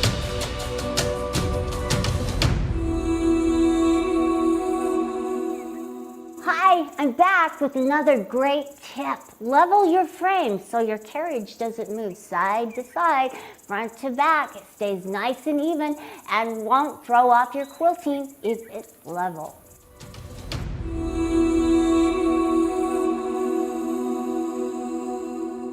Hi, my name is Janet George, Grace Ambassador. Thank you for joining me here today at summer camp. I'm here by the stream. It's actually behind the house, so easy to get that camping out feel. And today we're going to be looking at Quilters Creative Touch version 5, and we're going to be using Pro Basic mode. There's a lot on that screen, so if you've been intimidated by it, after today, you won't be intimidated anymore. So just grab your tablet off of your machine, and as soon as you unplug that USB, you're in simulation mode, and follow along. And when you're setting out, whether you're camping or just on your porch, take that tablet and play around in simulation mode and enjoy some of the lazy days of summer, getting better at QCT. Let's get started. Here we are at the home screen of QCT 5 Pro version 5.06.09. You can see it in the upper left corner of your screen. I'm using a laptop with QCT in simulation mode, so I'll be using a mouse to make selections. Click on Pantograph, and you have choices under Panto mode. A question that often is asked is, why would you choose a certain mode? Without going into a lot of detail, Power Panto is useful for stitching off edges because row ends and top and bottom rows all wrap and have that cut off look.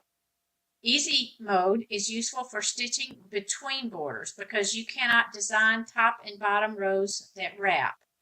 Skipping down to Advanced, it's available with gold and is useful for when you want to use different patterns and a different number of patterns in rows. Basic is what we'll be looking at today. It's useful for when you'll be using one pattern with the same number of patterns in each row, but you also want more design choices than you have with Power Panto or EZ. For example, if you want to be able to stagger your pattern incrementally, then you'll want to use Basic. Since Power Panto or EZ, you can only stagger by half a pattern width, or perhaps you want the patterns only in certain rows to flip or change the size of. You can do that in Basic. So I'll select Basic and we'll get started. I'll be using the QCT 5 Pro Basic Quick Reference as a guide, which is available for you to download. I think you'll find it useful to refer to in the future when using Basic mode is your best choice. I'll be showing how to use the various design choices. Some will show better using a non-nesting pattern, and others will be easier to understand using a pattern that nests. So I'll show both. Anytime I need to undo an action or redo it, I can tap on the blue arrows at the top left of screen. Steps 1 through 10 of the guide are things you'll do for every design. You'll notice there are amounts already entered for total width and total height. When you first set your safe area, those amounts initially autofill, and you will need to change them to fit your quilt top. The total width must be less than the width of safe area. The safe area amounts show at the top left of the screen. To enter the total width, you can tap on the yellow ruler at the top there, move your needle to where you want the furthermost stitches to hit on the left side of your quilt, and we'll just imagine doing that, and then tap on the left side of the rectangle with the slanted green line there at the bottom of your screen. Repeat on the right side and tap on the right side of the rectangle at the bottom. Tap on Apply Measurement, and that returns you to the Panto Stacker screen with the amount you just measured entered for you in total width. I do have a suggestion. Before loading your quilt top, measure the width in various places across so that you know what the widest measurement is, since it may not be in that first zone. And let that number be a guide in the amount that gets entered for total width, allowing for any extra you want to add if stitching off the edges. Right now, I'm going to click on total width and enter 40 and say, okay. Enter the total height, and if you'll be quilting off the edges, you may want to add a few extra inches for good measure. And I'm going to tap on there and enter 45 and OK.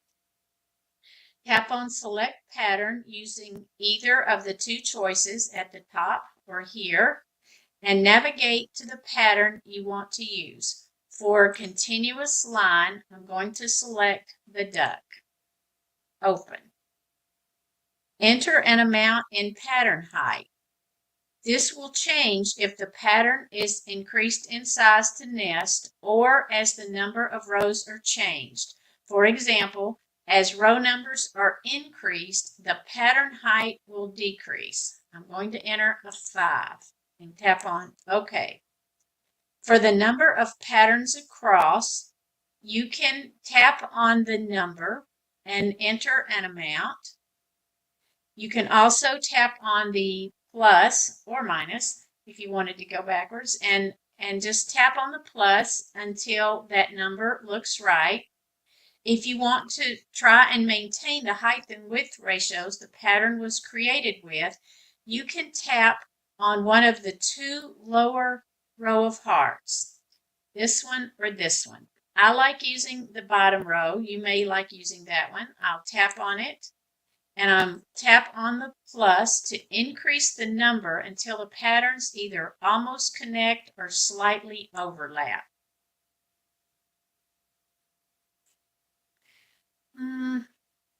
I think I'm going to go with 6. 7 makes them look a little smushed. Then I need to select one, either the first or second of the selections in the top row of hearts, and those gaps will be removed. Okay, I actually want that top choice. I use the first selection of the top row when I don't want row ends to wrap, and I use that second selection when I do. So I don't want the ducks to wrap, so that's why I'm going to use that first choice. Okay, enter the number of rows until the pattern height is pretty close to what it is right now. So I'm going to start adding the rows, or I could just say, so I could do that, or I could say, well, 5 into 45 is 9, and just tap there and say 9 and say, okay. then I have 5. Of course, you can change it if you want. If you want to see these grid lines and you're not seeing them, tap on Options and then make sure that Show Grid under Panto Stacker gets selected and say OK. To make changes to the patterns in a row, those rows will need to be selected. When a row is selected, the patterns in that row will have thick blue lines, as they do right now. Tapping All or None will toggle between All or None, as it shows now, being selected. So we're back to All being selected. Tapping Alternate will toggle between even and odd rows being selected. If I want to select certain rows, I tap on All, None, so that no rows are selected. Then simply click on a row to select it, or use the blue arrows to move up or down and tap on Select Row. So I can choose whatever row I want by doing that. There are 4 options available to make changes to the patterns in the rows: size, move, flip, rotate. When you select one of them, the choices for it show in the area between size and move and flip and rotate. If you're looking at the quick reference guide, they are shown in numbers 14 through 18. I'd like to put a little separation between the ducks in each row. I'll select all the rows and then tap on Size. I'm going to change the step size. I can tap on the word and see all my choices. They range from tiny to jumbo. These control the increment of change made. Now I'm going to select small, and I'll tap on the icon to shrink the patterns vertically. Just once is giving me the spacing I want and keep the rows from touching each other. To stagger every other row, I'm going to tap on Alternate so that the even rows are selected. I'll now tap on Move and the word Stagger so that patterns in those rows selected will now move half a pattern's width. I think I'd like for the ducks' heads of the selected rows to be right under the space between ducks in the row above, so I'll tap on the horizontal blue arrow to move them.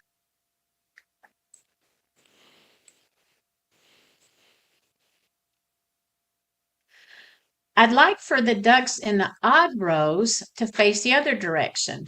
I'll tap on Flip, and I need to tap Alternate and get the odd rows selected. There's 2 icons here under Flip. One with a blue arrow pointing right, that is for the horizontal flipping, and the other with a blue arrow pointing down for vertical flipping. Each has 4 selections, and the top default one is with no flipping. Tap through the 3 selections to get the flip choice you're looking for. Just tapping through the horizontal one, you see a variety there.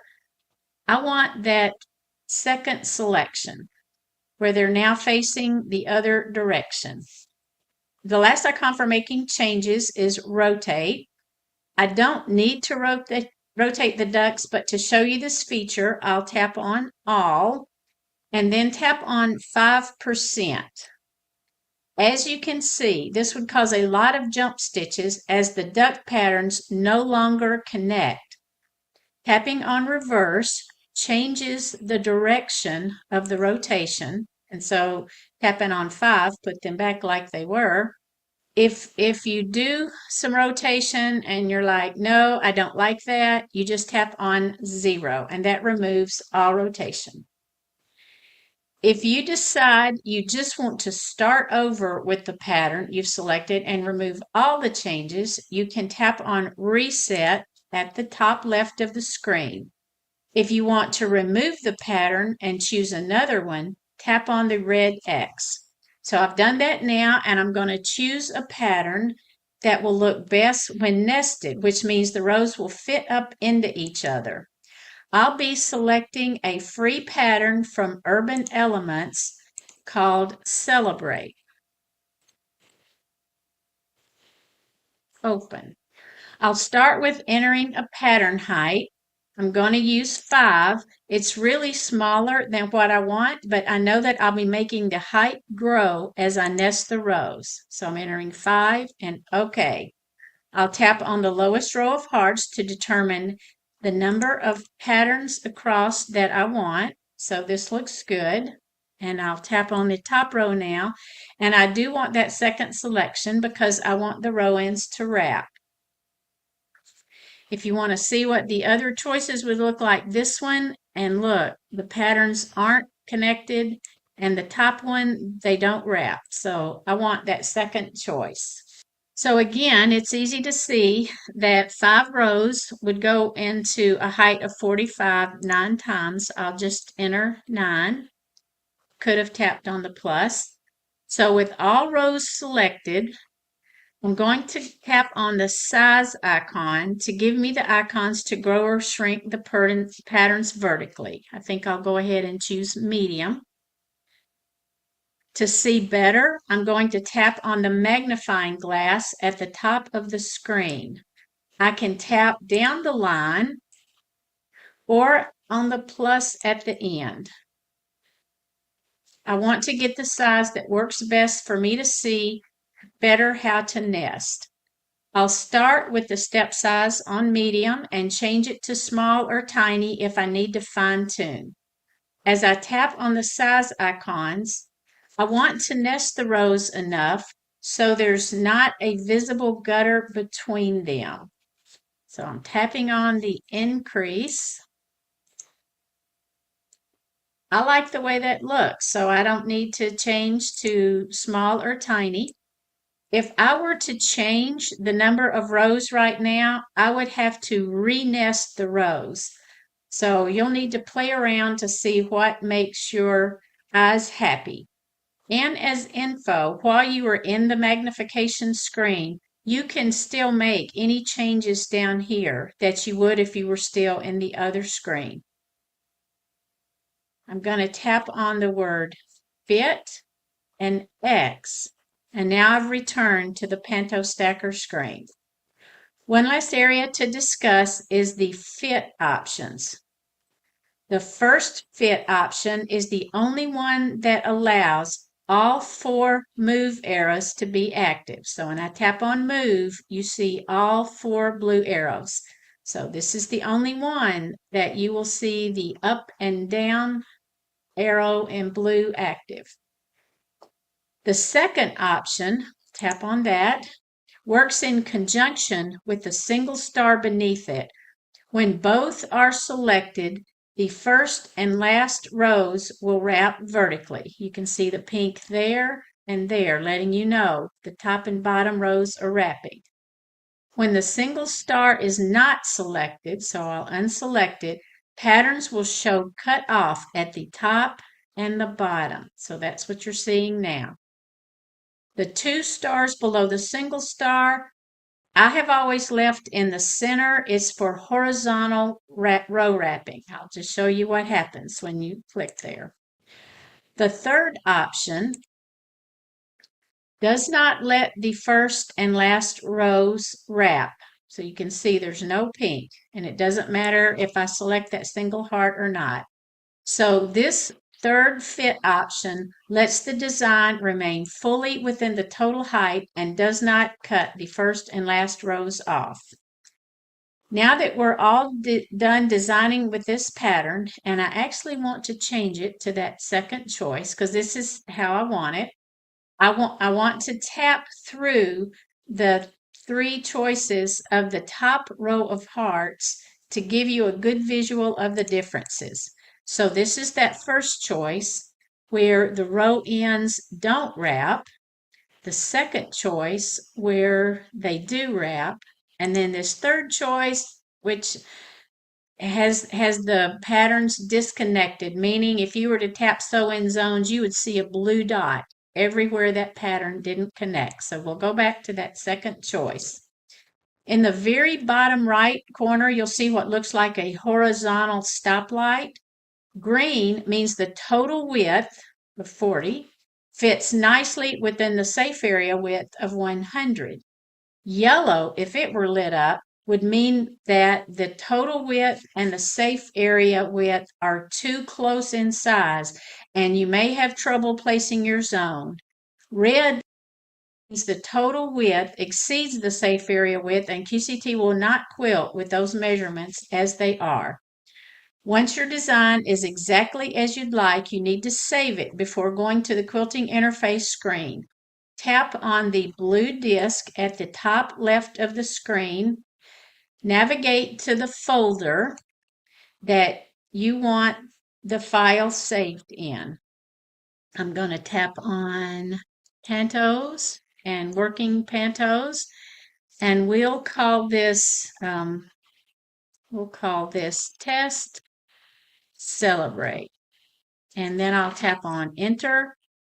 And right here, you may want to take a picture of this or write it down, because this is the path that will take you back to the file you just saved. We're tapping on save. That is called a pattern file. That pattern can be reopened at a later time and can be edited as the pantograph. When you tap on Sew in Zones, you will be asked to save the file again. This file will be a zone file that cannot be edited in the future. To open it at a later time, you can tap on the Resume Zone Sewing session. You will be taken to the Zone Manager screen where you can select the zone you need to resume quilting with. If your total height is less than the height of your safe area, then you have the option to place as a single pattern to quilt. You will get the placement choices that you would get with Select and Sew. There's times where that's what you want, maybe with a border.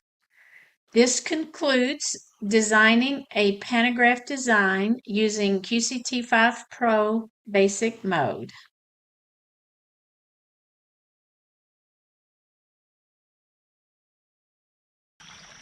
I hope you found that informative and it answered most, if not all, of your questions. If you still have questions, you can post them in the comments and I'll do my best to answer them.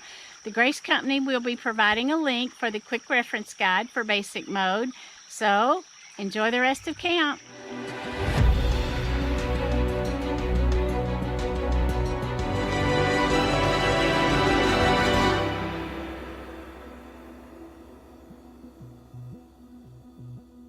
Looking a little bit different. We've got this island area right here, and I'm telling you, we've got some people who've been cast off and some that still have a little bit of, hopefully, some competition left in you. Thank you, Janet George. Thank you, Lizzie Allen. Thank you, Kenna Dorsey. Thank you, Maddie from Grace as well. As you can see, we've got a lot of fantastic information, a lot of inspiration you can see there, a lot of great things that you can continue to learn, and you'll be able to glean from all of the information that we have during this session.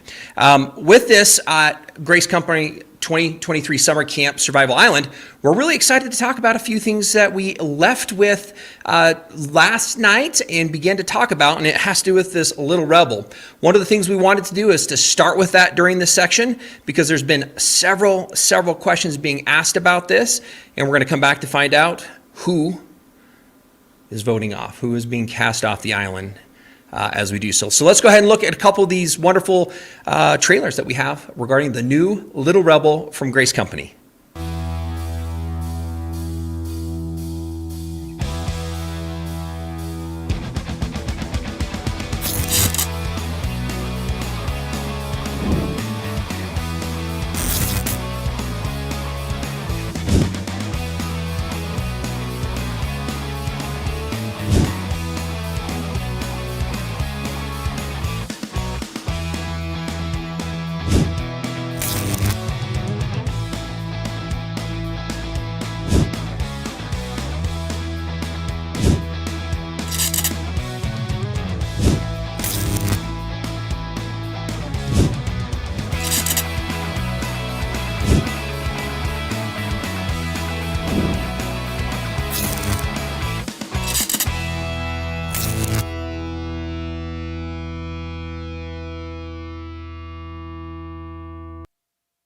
I'm Justice Daniels, the Director of Marketing here at Grace Company, and I'm very excited to present to you the Little Rebel. As you saw in the trailer, we believe this machine is going to change the world. We can't wait to get it into your hands and see what you create with it. Pre-orders for the Little Rebel will begin on August 1st, and they'll go through September 30th. We have 3 tiers of bundles designed specifically for you. For those of you who are going to want just a little rebellion, our first tier option is going to be perfect for you. It includes the Little Rebel and an exclusive limited edition comfort cutter. You can get all of that for only $24.99. For those of you really about shaking up the system, our second tier is going to be amazing. It's going to have the Little Rebel, our exclusive limited edition My Comfort Cutter, a merch bundle exclusive to the Little Rebel launch that has a home-based quilter fabric bag, a Change the World Little Rebel mug, a 4-pack of finesse thread, a 9.5-inch square ruler and true grips, HBQ stickers, and on top of all that, free shipping to get it to your door. You can get all that for only $27.50. Our final tier is full-on anarchy. It includes the Little Rebel, an exclusive limited edition My Comfort Cutter, our merch bundle, which has the home-based quilter fabric bag, a Change the World Little Rebel mug, a 4-pack of finesse thread, a 9.5-inch square ruler and true grips, HBQ stickers, and our new cutie frame, the Cutie Breeze. On top of all that, we'll deliver it to your door with free shipping. You can get all of that for only $31.89. Now, if full-on anarchy is not enough for you, you can add our new QCT quilting automation to the bundle and make the full bundle price only $49.99. So whichever bundle you get, we just can't wait to see how you will be fearlessly creative with the Little Rebel. See you soon. Now, isn't that exciting? Woo! Boy, I'll tell you, this has been a little bit of a passion project for Grace Company. So love in the comments. If you've just seen this for the first time, we would love to hear what you're going to have to tell us, any of your thoughts on this. We are super excited about this. This, by the way, from a quilter's perspective, all of you out there that quilt or those that are looking at getting into quilting, that we love you. You are the ones that have asked for and have asked on how we can help you finish more quilts. We understand and know that in this world there's a lot of chaos and turmoil, and our goal has continued to be able to bring a way into your home that makes quilting easier and help you do more of what you love. Earlier, this group we read a story again about some of our home-based quilters and the difference and the peace that comes into, came into their life through quilting with some of the struggles that are out there. So we know there's several different reasons you quilt. Thank you. We really appreciate all the effort and initiatives. This machine has been created as that bridging piece. There is not another machine like this in the entire industry. Before I talk about a couple pieces in detail, what I wanted to do is earlier today, we talked about a unique giveaway for those that are actually with us right now, and it gives you a chance to win in 2 different ways. The first thing that we were going to be doing is we're going to be giving another set of gifts away in our last live, and that will be the cutie frame, if we can bring that up really quick.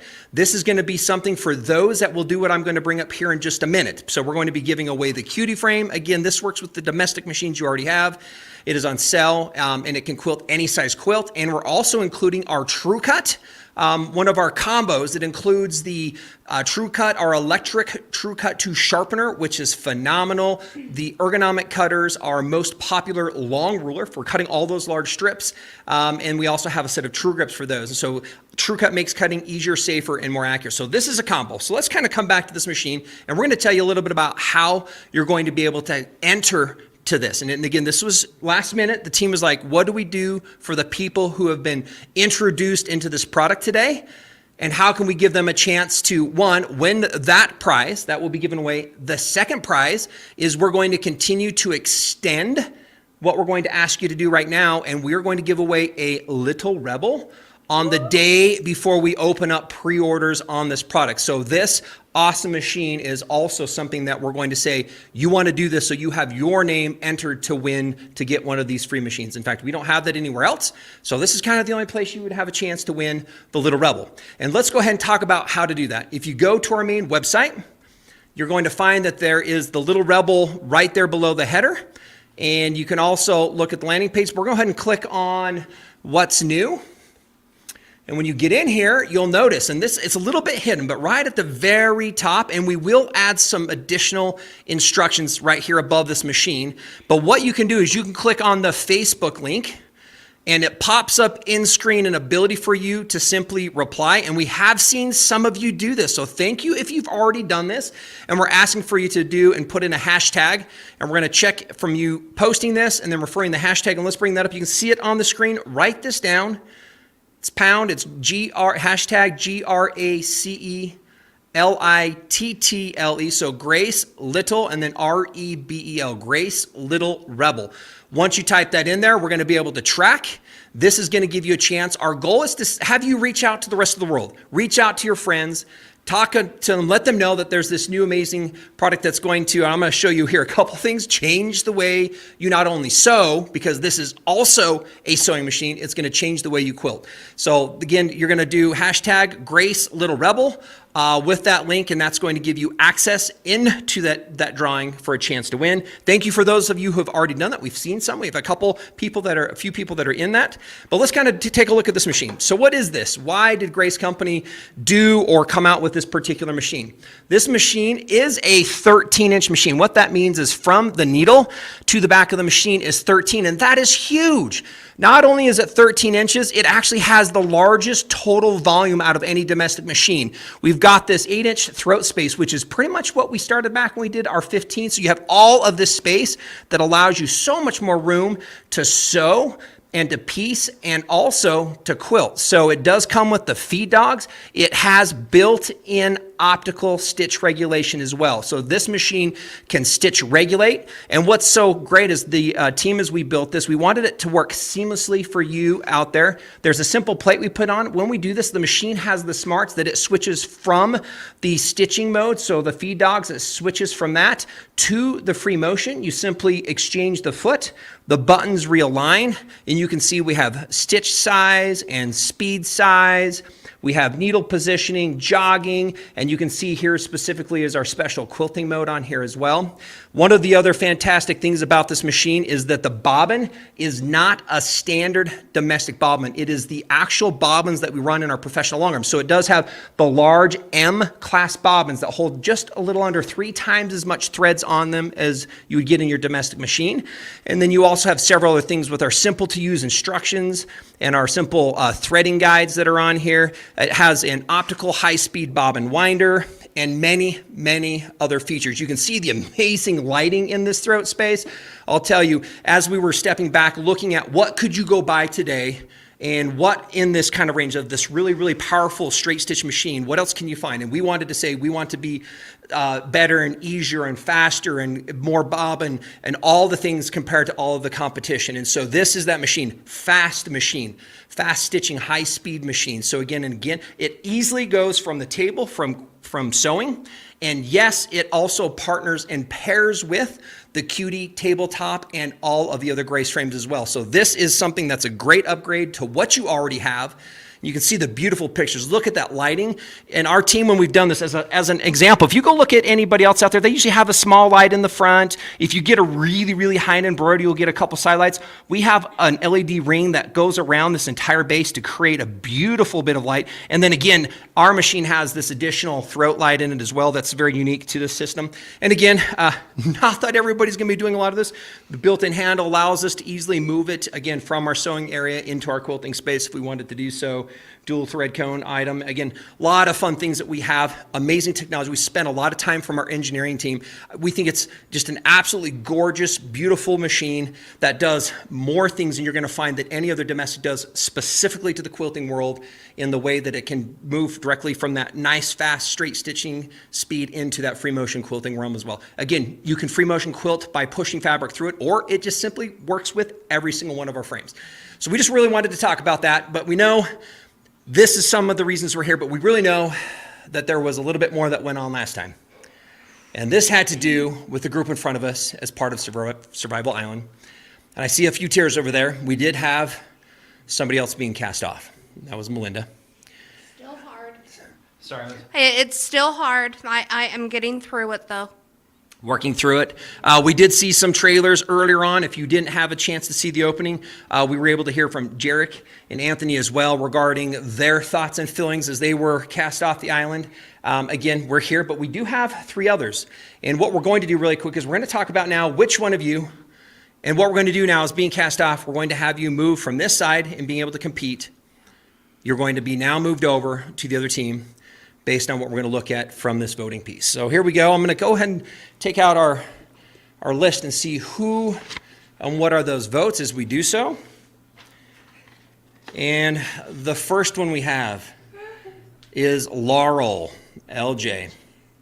Okay, I see some excitement and a little bit of some worry over there. Okay, the next one we have is Julie. Okay, so Allegra, your name has not been pulled yet. Oh, you do have immunity, that is right. She did win immunity from her amazing quilting experience last time. So now we have the 3. Who's it gonna be? And again, I think that you're both looking well-weathered in this event. And as I were to show you this, I'm not sure if we're ready for this. Julie, I'm going to ask for you to now leave this combined team from the Little Rebel, the Ittle Ebelray team, and can I please have you come over here to the other side? It was really nice to meet you, Mr. Trebek. You don't look anything like you do on TV. I want to thank you all for keeping me as long as you did, and I just want to thank one very important person, CJ. I love you. Thank you, thank you. Okay, that was pretty intense pieces what we've got there. Okay, but we are ready to look at kind of really what we're going to be doing here as our next competition to decide really who is the last survivor that'll be left on this island. And what we're going to do on this is we're going to ask here from the right, from our those who've been cast off, we're going to give you a chance to ask a question, okay? And through this, we're going to be able to now allow you to vote based on how they're answering the questions that you're asking, who you think should be the winner and left as the ultimate winner of the Grace 2023 Summer Camp Survival Island Competition. Okay, if you're ready, we're going to go ahead and we're going to do one question at a time, and we're going to have each one of you give a chance to have them, to ask that question and have them answer that. Let's go ahead and start with you, Melinda. Okay, so here at Grace Company, we're very innovative with our products. The products are made by quilters for quilters. So as quilters, if you had the opportunity to come up with the next dream Grace product, what would it be? Okay, we'll have you both of them get a chance to answer this. That is a fantastic question. You know, I do think that's been a really unique thing about working here with Grace Company is that they are always innovative. I think the next thing I would like to see is potentially a little larger machine. I know the 21 is our largest machine. That being said, I think even just a few additional inches can make a huge difference in quilting. And I know with different things I've seen with people doing and the artwork, I would just like to see something with, again, a larger throat space on a machine. I don't know if I can top that answer, but you know, I'm gonna try. I think a fully collapsible rolling frame would be such an amazing idea. I get so many questions on if it collapses or if they can tuck it away when they're done. And imagine having the ability to do a full king size rolling quilt, but be able to put your frame away when you're done. I think that would be great. All right, thank you. By the way, as an audience, I'm loving this right here. Agreed, doing 2325. We would love to hear your comments as answers to these as well. It'd be wonderful to get as we're doing this. Anthony, we're going to pass this over to you. Go ahead and ask your question for us. Okay, so I find this question very important, and how you answer will determine my vote. If you could only endorse one True Cut product, what would you pick? It's a great question, Anthony. If I had to choose just one, I think I know what one Allegra would do, but I think the one I have is the best product out of the True Cut line, and that would be the 45 millimeter comfort cutter. I think the 45 is a good middle size of the blades, and then the ergonomics of it, it makes me want to cut now. And I love that. I can't say I've ever wanted to before, but it makes me want to cut. I have to agree with LJ. That is a great product to endorse. I'm going to switch it up on you. I'm not going to pick the one you think I'm going to pick. I'm going to pick True Grips because they are amazing. They go on the bottom of your rulers. They reduce that slippage when you're cutting, but you can put them on so many other things to reduce slippage. I have them on all the bottom of my potted plants so my cat can't knock them over. So you can use them for literally anything, not just quilting. They are truly an amazing product. Wonderful. And several of you out there might have done the same thing with either one of those. If you have the True Cut My Comfort Cutter, that is literally you can cut with very, very little use and pressure in the hands. Mine, I'm just going to throw out, I love the circle cutter. And every time I demo it, people freak out. Like, it's so crazy how easy that works. All right. Wonderful. Great question. We're going to pass this on to Julie, and then we'll move to Jarek.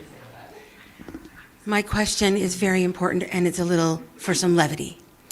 If your team captain was bald, how would you protect his head from sunburn using only items from the island? Nice. Love that. By the way, true statement, captain of the captains is bald. Very bald. Sometimes he has to put a little powder, help the shine on it. But I would say I would have to kind of maybe take after Jarek on this one, see if I could find some things to help Mark blend in, attract the sun a little less. And just I've seen some great coverage on Jarek. Sometimes I saw him, I see him now, but they're a little earlier. I couldn't see him on set. So I think I would try and do that, but for Mark's head, create a little cap for him, That was great, LJ. We're on a quilting island, so why don't we quilt him a cute little bucket hat? That'd be adorable. I mean, we have quilts there, we have some behind us. It would be super easy to just make him a nice little hat. Or we can just make sure his head stays in the water the whole time. Keep his head on the water. We'll go get him a bamboo stick. We'll chop it. Stay down.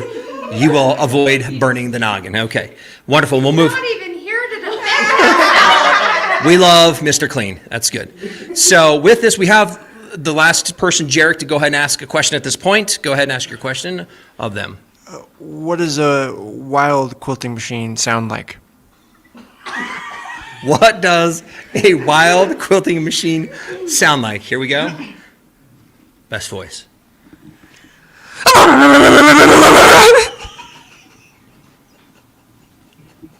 One more time. I did not get that.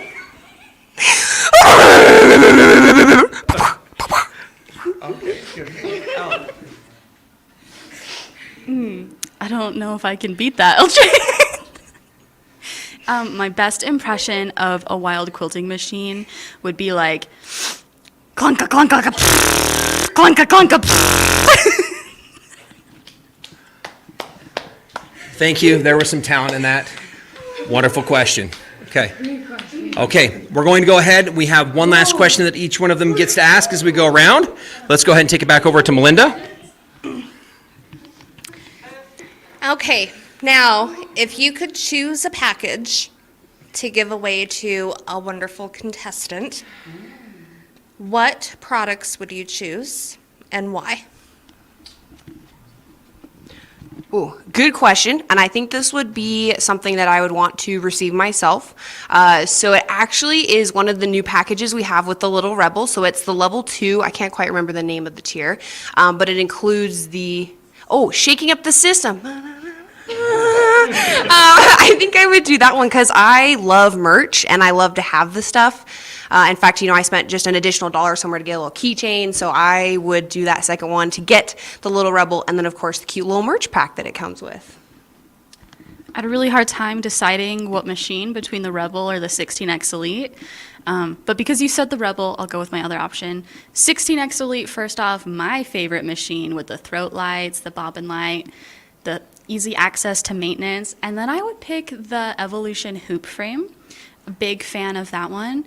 And for fun, let's add a light bar and Quilters Creative Touch 5 Pro with the gold card. I think anybody would love to have that system. Maybe that, and then I'm sure Laker would throw in some True Grips there. Wonderful. And the 360 circle. Okay, let's go ahead and move over to Anthony. This is kind of a 2-for-1 here. Do you regret voting anyone off? And or who was your biggest competitor and why did you get rid of them first? LJ.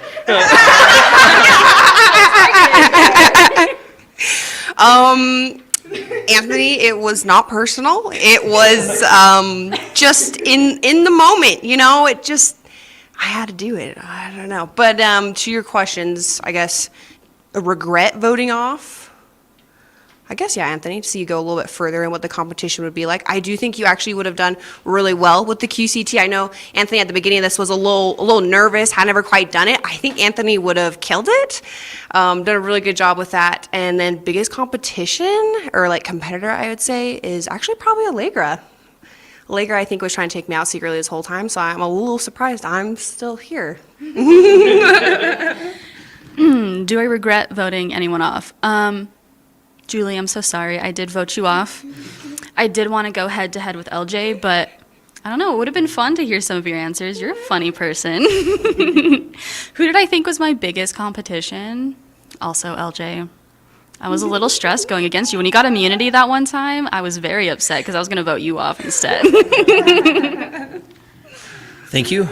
Julie, this is now your opportunity again to ask your second question. Now, I think everybody here wants to know this question, and it will hinge on our votes. Who was your most favorite, but much older and fabulous favorite survivalist, and why? Loaded question. Julie, it was you. It was always you, Julie. Every time. That's why I had to vote for you last time, okay? I just have to get rid of some really intense competition. I also felt like maybe you needed some rest. If it's been 115 years. Julie's gonna be my same answer. I voted you off because you're 115. You've been on this island who knows how long. LJ scratched up your face. I feel like you just really need a shower and some rest. Yes, you do. Thank you. And we're going to go to our last question here from Jarek. Have you ever tamed a wild UFO unfinished object? If any of you might not know, and we'll use this as a reference, often quilters have several, if not one, if not five, I've heard up to 50 or more. And if you're with us, you might be one of these individuals, unfinished objects or unfinished quilts. So you talked about taming an unfinished object. This one is a little unfortunate. I have not tamed it. I have some in my mind that necessarily haven't even gotten off the ground yet, but great ideas. So I guess I'm still working on taming those. And then I hate to say it, but one of my first projects I ever did was, or when I came here, was with automation. And I haven't bound it or anything. It's still just 3 pieces of fabric and the backing's super large. So I still have that attached to it. So unfortunately, I have not tamed any. I also have not tamed any recently. I have about 15 crochet projects that need to be finished, and unfortunately, I have lost all of my crochet hooks and my stitch counters and my blunt needles. So, you know, there's a few of them sitting there. So, LJ, the reason you haven't gotten your birthday present from last year is because it's a UFO right now. Wonderful, and thank you.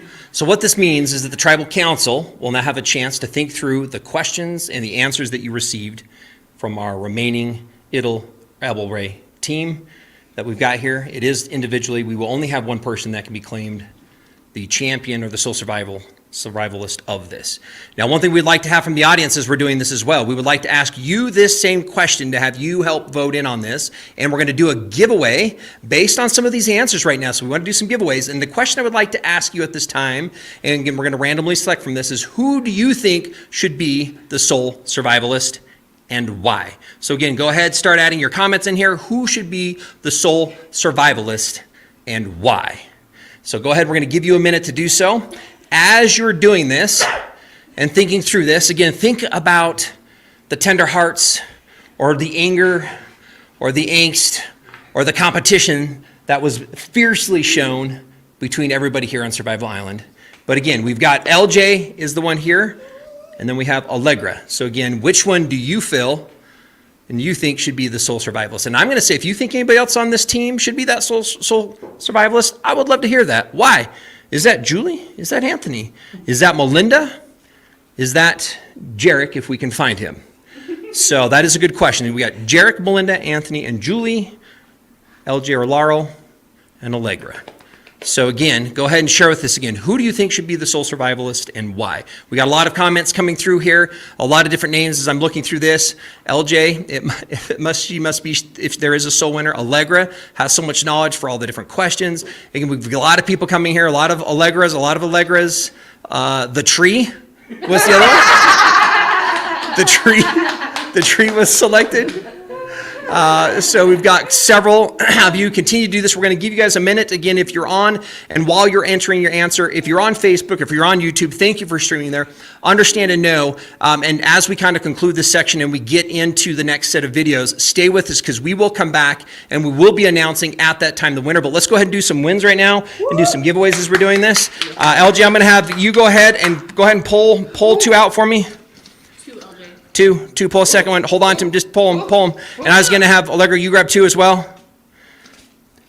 I'm going to go ahead and have all of you grab one each for me. We are going to start and just pull. These are all the winners, and we're going to do this many gifts and prizes right now. So we're going to go ahead and start with Allegra on the left, and we're going to go ahead and pull this up. So what we're looking to do is let's put the email. You're going to email allegra@graceframe.com, and Allegra, allegra@graceframe.com to redeem your prizes. Again, this is for those who are live. We're going to bring your name up on the screen, and we're going to tell you what you're going to win. We're going to do 1, 2, 3, 4, 5, 6, 7, 8 are the giveaways we're doing before we move into our last section of videos, and we have a chance to come back for the final bit of what the giveaways are and see who is the sole survival. So, Allie, let's go ahead and go through number one. What was your first item that you chose? So what she has is the True Sharp 2 electric sharpener. This is a fantastic sharpener that retails for right around the $80 mark, $79.95, and does sharpen all of the blades that you have at home, 28, 45, or 60 millimeters. The next one is going to be a 45 millimeter My Comfort cutter and the 3x18 ruler. That's a great combination. So we're going to go ahead and pull this winner. And the winner for this one is going to be, did we pull the first one, by the way? So this was Carol Grubbs. Okay, next, are we okay if we keep on going? Because I know we're running tight on time. Next one, we've got another one, 45 millimeter and another 3x18 ruler, which is the previous combo we just gave away. And the winner of that one is, there we go, Marnie Holland. Congratulations, Marnie. Again, you need to email Allegra@graceframe.com. We got a 4-pack of solid threads and 1 pack of pins is another giveaway. Great combo to win. And let's go ahead and flash up the winner of this one. There we go. I did want to say really quickly, Melinda, I'm still looking for those good berries that you had a little bit earlier. These ones are a little stale, but. Okay, berries are stale. Congratulations, Lisa, on that one. Let's go ahead and see what's next. 60 millimeter straight cutter and the 1.5 millimeter quilt clips. So these are some great quilt clips. I think these are 1.5 inch quilt clips is what they are. 60 millimeter straight cutter, which has that big blade. Also works well with our groups. And the winner, did we show the winner on that one? Winner is Nona Toomey. Congratulations.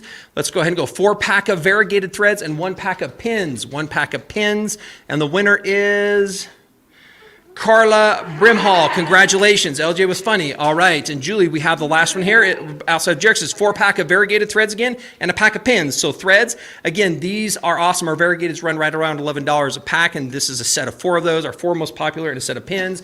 And Jarek, our tree, has chosen, and the winner of that, sorry, did we pull up the winner of that? I don't mind. I just see, there you go, Shirley Spencer. And our last one here will be the 360 circle cutter with an extra blade. And this is our True Cut 360 circle cutter. And the winner of that one is Belinda Bryan. So stay with us. Continue to watch. We've got some more amazing education, inspiration, and information here right around the corner. And come on back for our last set of drawings and a chance to win more and to find out who is the ultimate sole survivalist of Survival Island Grace Company Summer Camp 2023.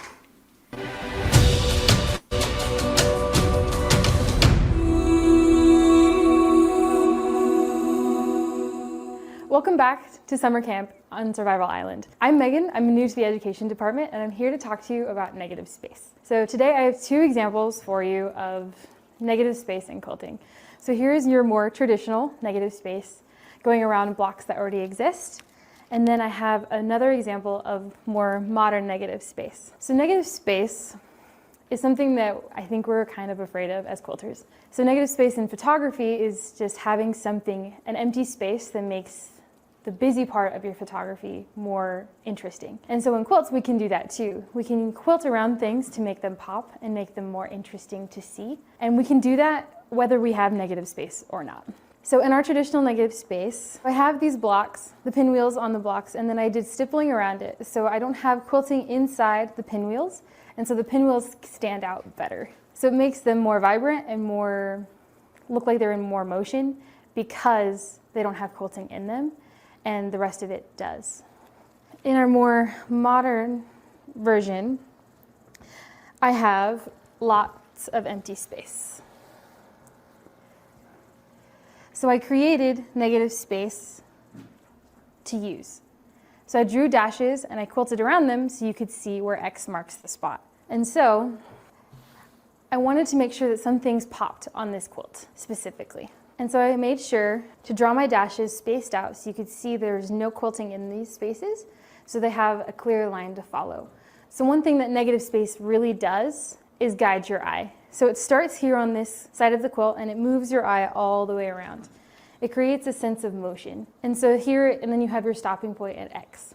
And so there is also negative space in my ship here and in my sea monster. And I'm going to explain to you how to do both of these. So I'm going to start with the traditional.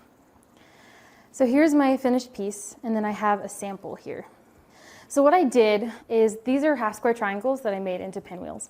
And so I was trying to figure out how to make this into a pillow size. This is a smaller pillow than this one, so the design will look a little different. So what I did is I took a piece of paper and I drew all over it, trying to figure out what would look best in my pinwheels.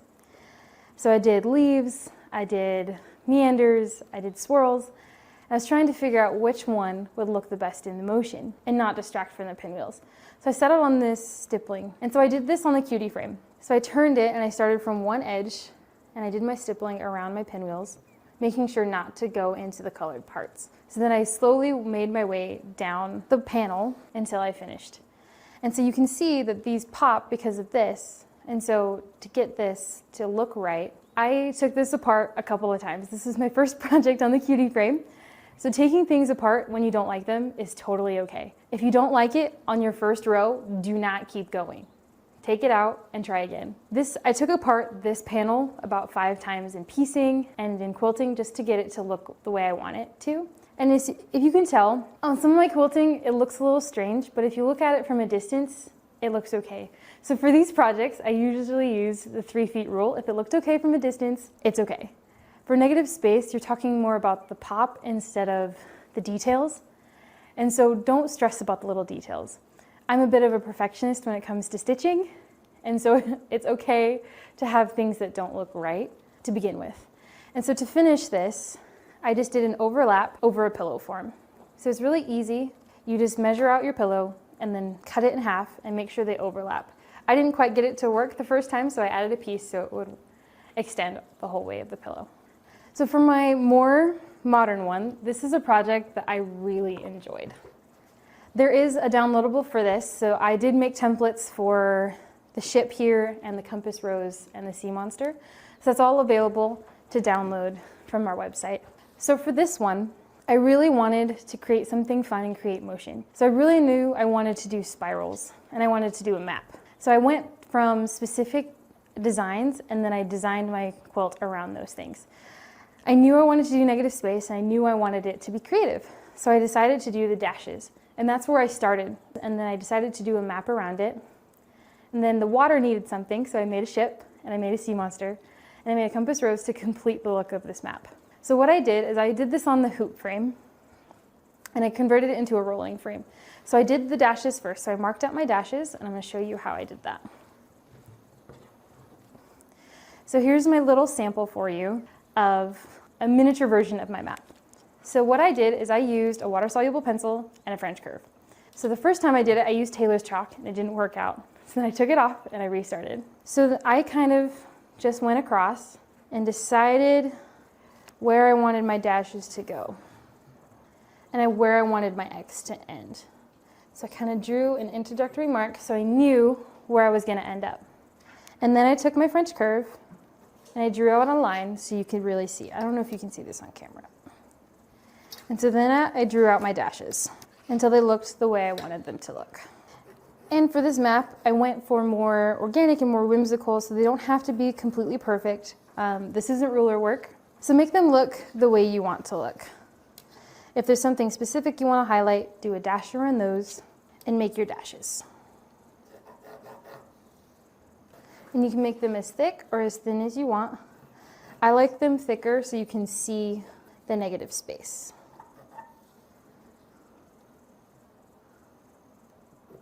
And I did it over the water and the land, so you got that sense of movement. For the X, you can use a straight ruler. I'm using this True Cut ruler here, just to see how long you want your X to be.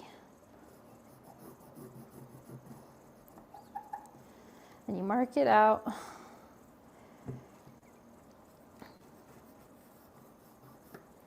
And it's okay if your X isn't symmetrical. This is just more of a fun, hand-drawn map look. You can make it more ruler work if you want, but for me, I want this to look more hand-drawn.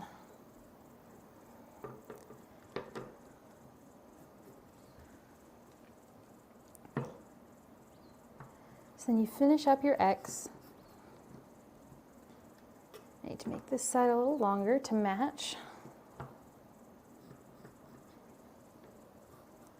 And that is how you mark it. My X looks a little weird, but you can fix that by going back and drawing either longer and making it to where you want to look. Because this all comes off so you can quilt this to what you like. And these are just guidelines for you to use when you're doing this quilt. And so for the actual design of this quilt, this is all free motion. So I'll free motion the entire thing. And I designed a lot of this myself. So these are closed swirls because they touch each other. So I wanted there to be a sense of movement and a sense of connection in this water. So I went and did the swirls all the way across. For the land here, I wanted there to be an obvious break for the beach. So I did an outline of the beach on the inside, and then I did a zigzag back and forth. And for the actual land itself, I designed a pattern. So what I do, at home I have a whiteboard or a piece of plastic that I draw on with a dry erase marker. But for here, a pencil, you can use a pencil and a paper, or you can use a dry erase marker. So I wanted the land to look like there were plants and rocks and things. And so what I did is I drew to see what I wanted my land to look like. So I did spiky leaves as bushes. And then I went around and did some pebbles for some rocks. And this is whatever you make it to be. So you can draw a whole bunch of different things to make it look like you want. And then I did a swirl that I went out and I made these seashells. And I went all the way back around. And you have some that are really good for travel and some that aren't. But you can design your own land to be whatever you wanted. I wanted more of a tropical theme because, you know, we're on Survival Island. So I designed that myself. And so this quilt was really fun. This is something that I always wanted to do. So I grew up around quilting. A lot of people get into quilting when they're older, but I got into it when I was really little. And so this is something that I used to see my mom do. She did a quilt very much like this. And I wanted to do one of my own and put my own twist on it. When I designed this in Illustrator and I made this template for you to print out. And I wanted to try a new technique. So I've done a lot of piecing before, but I've never done raw edge applique, and this is raw edge. So in this project, for both of these negative space, I got to do regular piecing in half square triangles, and I got to do raw edge applique. When I first started these projects, I initially thought this was going to be the harder one, but it turns out for me, the normal negative space was harder because I couldn't create my negative space the way I wanted to, and it was more around the blocks than around the quilting. And for this one, it ended up being more of an art quilt, and so I got to choose where the stitching was and how everything went together and where my negative space was, and it was really so much fun. I got to pick my colors and use decorative threads to create something that I envisioned, and this is very close to what I envisioned, and I'm really proud of it because this is something, when I heard negative space and summer camp, this is what my mind went to first. And so the fact that it came out very much like I envisioned it. Makes me really excited. And so next I'm going to show you how to quilt some of this so you can do it for yourself at home. Well, I finally found my cutie frame. It had some cobwebs on it. I had to dust it off a little bit, but we're ready to get started to show you how to quilt this. So I'm going to show you how to do the traditional negative space. Also, the 16, much better. I used a domestic machine to quilt my pillow at home, and this is a lot easier to use. So first thing you got to remember is pull up your threads. I have forgotten this on multiple occasions, and it causes some serious issues. And so another thing for the meander pattern that I'm going to show you, just remember to be confident and to not tense up. So you start with your threads, and I'm in cruise mode for easier curves and things. So I start here in the corner, and then I just keep going.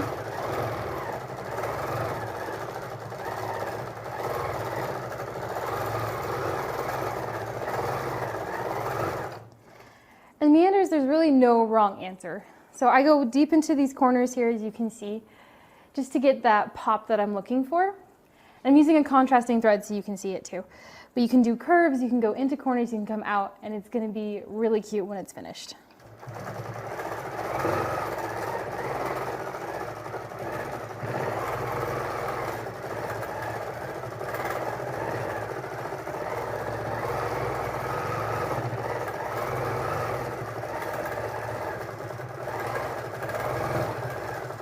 And for the meander pattern, I kind of like to think of it as a squiggly line that I'm going through. And so there's no direct path anywhere, but you can go through all the squiggles just to make it look like you're meandering around the island.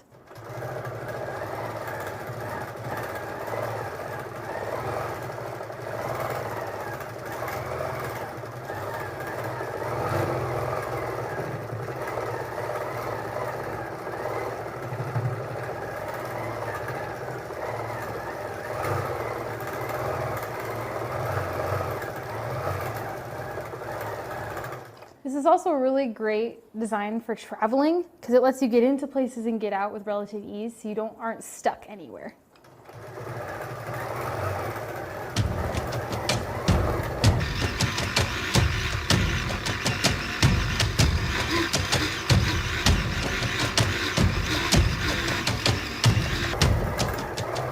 And so that's kind of how I did the pillow. I also find it a lot easier to free motion when there's music involved.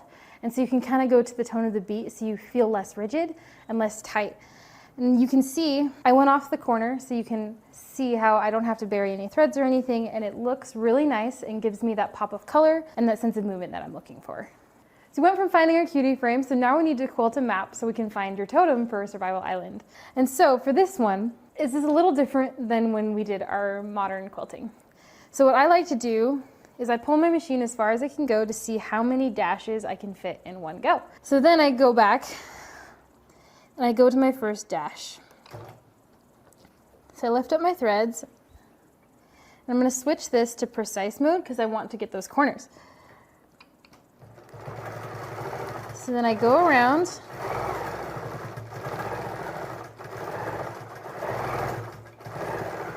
the outlines that we drew earlier. I like to go around them twice just to make sure that they stand out.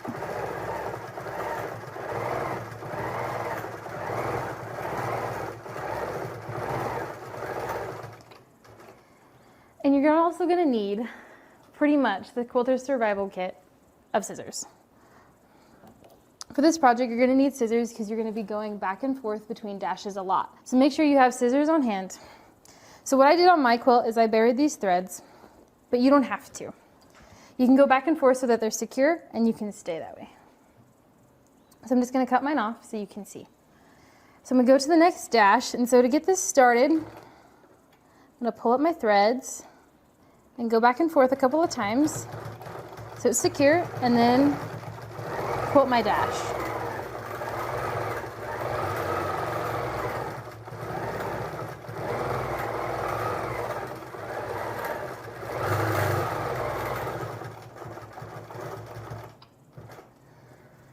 So then you can cut off your threads there. And make sure you get the bobbin thread and you cut that too. There were a couple of times where I forgot to get the bobbin thread and I went to across the piece and I had this really long string that took me all the way across my quilt. So once you finish your dashes, so I'm just going to quickly quilt this third one here. Then you can move on to either the land or the swirls. I'm going to move on to the swirls because I'm in my blue thread. So something to keep in mind with this quilt is that there's going to be a lot of thread changes. So I changed colors every time I went to the land or sea, and I'm keeping it all blue so I can minimize those thread changes for you. But I did these in red, and I did this, the beach in brown, and I did the land in green. And so you can change up colors to get that texture and that vibrancy that you want. And so for swirls, I start here in the corner because it's easier for me. So don't forget to pull up your threads. And then you kind of do a little curl, and then you come out. So then you just follow along and then go on echo on the outside. So you can echo as many times as you want on this project, and you can make them as thick or thin as you want. Because this is water and it's organic in movement, so they don't have to be the same. And you can, if you're stuck in a corner, then you can come back and just go that way. And to start another one, you just do a little curl, and then you do the same thing all over your quilt. So I'm just going to show you what that looks like.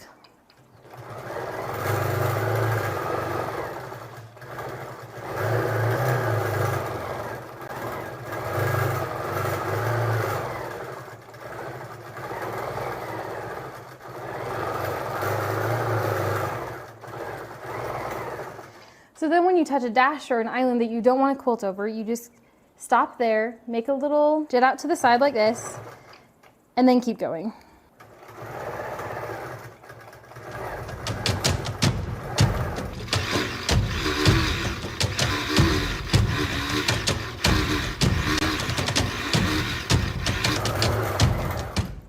So something that I love about this pattern is it's pretty easy to learn and really easy to do. But it also allows me to emphasize the spots that I want to keep the negative space. So it lets me travel along these dashes and still make the swirls that I like without actually going into the dashes and emphasizing what I want to see. And so I did that all the way around the land and around the things that I wanted to pop, like my ship and my sea monsters. I just echoed in those lines to get movement, but not disrupt my shape that I already had. And so this pattern is really good because you can make them really small or you can make them really big depending on what you want. And with the changes that come on summer camp, we know how to deal with changes. Things happen, things change, and we just have to go with the flow. And that's something that I really like about this pattern is because it's really easy to do that. And it comes out to be a really beautiful pattern that looks like water that you can do all around your quilt.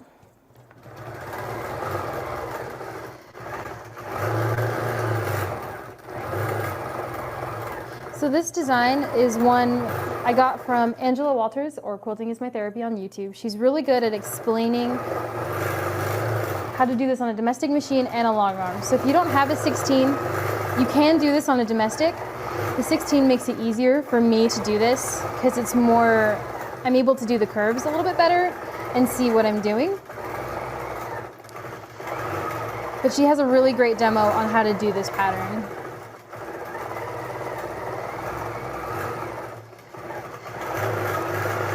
And so at the end of when I was quilting this, I wanted it to look a lot like the maps you see on video games or kids' cartoons, and that's kind of what I was going for, is like a little boy's room. And so I focused really on making it have that movement and have the water and look like it was drawn because I wanted it to be a statement piece that someone could use in their kid's room. And so I did the swirls first because I knew I wanted to do the swirls. But I also knew I wanted something for the land. So I looked up a lot of inspiration photos and things like that just to make sure I had what I wanted. And then I drew the design myself. I couldn't find any designs that I had liked online, so I decided to do it myself. And so I did what Carla usually does. I grabbed a piece of paper and a pencil, and I drew my design and practiced until I was happy.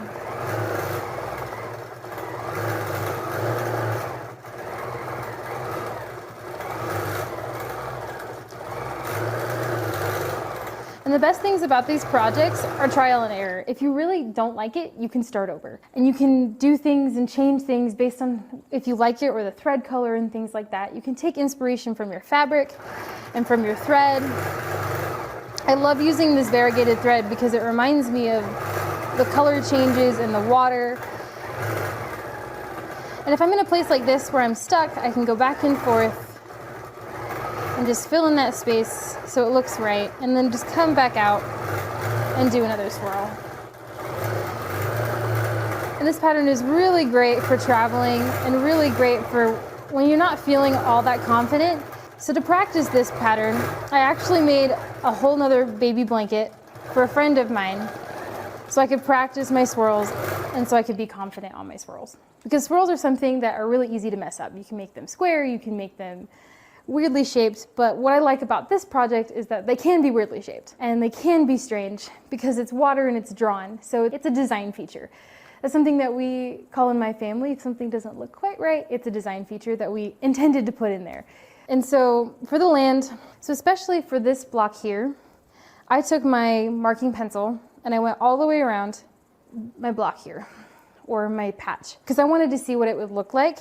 And so I went back and forth in the zigzag so I can get these little spaces that can't be quilted otherwise. So that's why I did my beach, because my land pattern was too big to fit in those small spaces, but a zigzag would work. So just trial and error and see what you like. If you want to do your land pattern over the whole thing, that's great, but if you want to do a zigzag instead, just so you can emphasize that there's a difference between the water and the land, that's what I did because I liked the look of it better.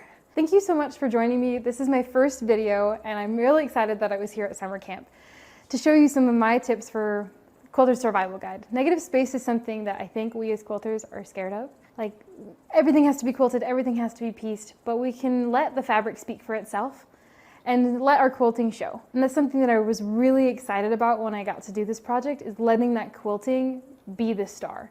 Usually we talk about our piecing and getting it all intricate, but sometimes the quilting can be the fun part. And so we can create negative space in our quilts with the fabric and piecing itself, or we can do it like we did here with the modern one and make our own negative space. And I'm really glad that we had these machines here today. This is the 16X Elite. I use this at home and it's really fun and really easy to use. And this is one of my essentials in my quilt kit, along with my scissors and a couple other things. And the Cutie frame is really easy to use and really affordable and really compact. So I have one upstairs and I live in an apartment, so using these two tools make it possible for me to create negative space and create beautiful works of art in a smaller space. Because not all of us have an island that we have all of the room in the world to quilt on. Some of us are in a little cabin and we need that compact space to be able to make our works of art. And I'm so glad you guys could come with me on this first journey on Survival Island. It's been really fun, but I have a really bad sunburn and I think I should go take care of it. So thank you for joining me today and we'll see you next time.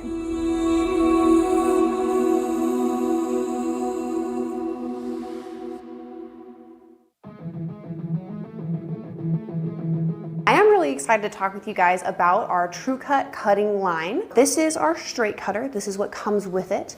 And there are two different center or guide points that come with it. The one that is currently on there is meant to work in conjunction with our rulers. And I'll go into a little bit how that works in a second. And then the other pin here is meant for other rulers you may have. So because cutting and fabric has been around for a very, very long time, there's often a lot of systems you already have, right? I already have another rotary cutter, I already have a couple different rulers that I like, and maybe it's the certain shapes that you like in particular about them. So that's where, hey, if you like the cutter itself, you're able to still use it with the different rulers you have. We do have a specific center guide point that interlocks with our ruler's edge. There's a lip that sits on the edge of all of our rulers. It's just a little bit, just comes up just slightly, but again, it's with all of our rulers. The reason for that is oftentimes when you're cutting, it seems that like that last little bit, something happens and you veer off. Or sometimes, the cutter can come up and over the edge. I know a few people that have nicked themselves because of that. So with it, the guide actually will interlock with that ruler's edge. So it sits just right up over the top. It's gonna make a huge difference for you where you now perfectly straight cut every time. I had an opportunity recently to go to a show and I talked with a customer who does projects, for kids, and she has some elderly people that help her, and they have a harder time seeing, and then they have a little bit of a shaky grip. So with it, before they did have to make quite a bit of smaller projects, or they had to change how they're doing it, this way they're able to actually accomplish a lot more because it gives them that accurate cut every single time. And then of course we have what we call true grips. They're clear little adhesives that come in two different sizes. There's the larger and then the small little center points here. Really, it's instrumental in your cutting because when I flip this over, because it's a longer ruler, sometimes you have to put your whole arm down. Sometimes you have to, walk up your ruler. With this, all I have to do is put a bit of pressure, down here at the bottom, and it's gonna completely hold it perfectly in place. We call it easier, safer, and more accurate cutting. So with that, again, we have the easier, you have that track and guide system. It is safer with it that way. And then it is much easier because again, we're giving you very simple tools that make an instrumental difference in your whole cutting line of things. And we're gonna talk about our 360 circle cutter. Now this is a super fun tool to use. Before I came to Grace Company, and I'd say before I started to do anything with cutting, I hated cutting circles. I didn't like it. I would try to find a bowl or a cup, or even, if I was trying to sketch something out, I was like, I need to create a circle. And I would get pretty good, right? Almost all the way around. But then when I had to pick up my pencil or pen, it wouldn't line up when I would go back over it. And so with this, we actually have allowed you to create an array of different sizes, and you can do it in one fell swoop.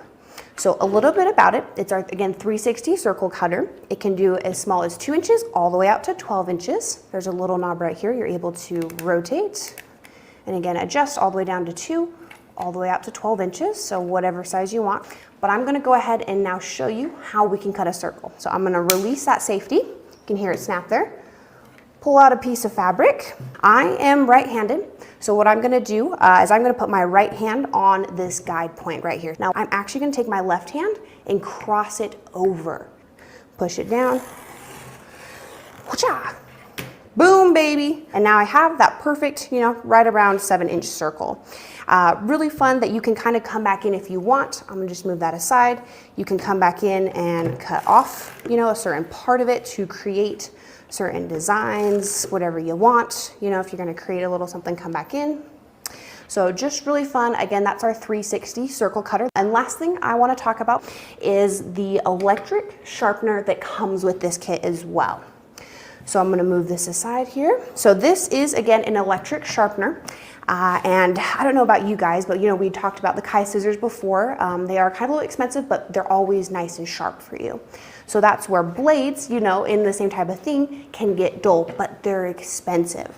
So this is giving you a way to sharpen those blades and be able to reuse them. So I'm gonna go ahead and open it here. It takes all 3 sizes. It takes the 28, the 45, and the 60. There's small little divots in there for you, so you can simply put your blade in. I'll go ahead and pull one out here so you can kind of see what that looks like. Now I'm not gonna actually sharpen it because it is still a fully sharp blade, so you do wanna be careful of not sharpening a sharp blade because that gives it the potential to dull it. With this as well, you do get a set of tweezers so you don't ever have to handle a sharp blade because that's when, again, you potentially get those additional nicks or, and cut yourself. But all you do is you set it down in, and then the key that makes this work is what we call this. So it's the diamond grit stone. There's one that sits on the bottom as well as the top here. And that's what really is going to resharpen that blade's edge. So all you do, and as you can see, it does move a little bit. You can see that. And that's, again, according to the size blade that you put in. But all I'm gonna do is push it down. I lock it into place. This is what activates it. I go ahead, I hold it down for 30 seconds. Again, this is where it plugs into the wall. And then once you've done it for 30 seconds, what you do wanna do is make sure to go ahead and flip the blade. Now again, usually with this, you have a set of tweezers, but there's this little knob, push it back, kicks up that edge for me. Put it back down, and again, lock it, do it for another 30 seconds. Now, because, those stones can move, that's where we recommend, hey, flip it so you can get a perfectly even sharpen on both sides.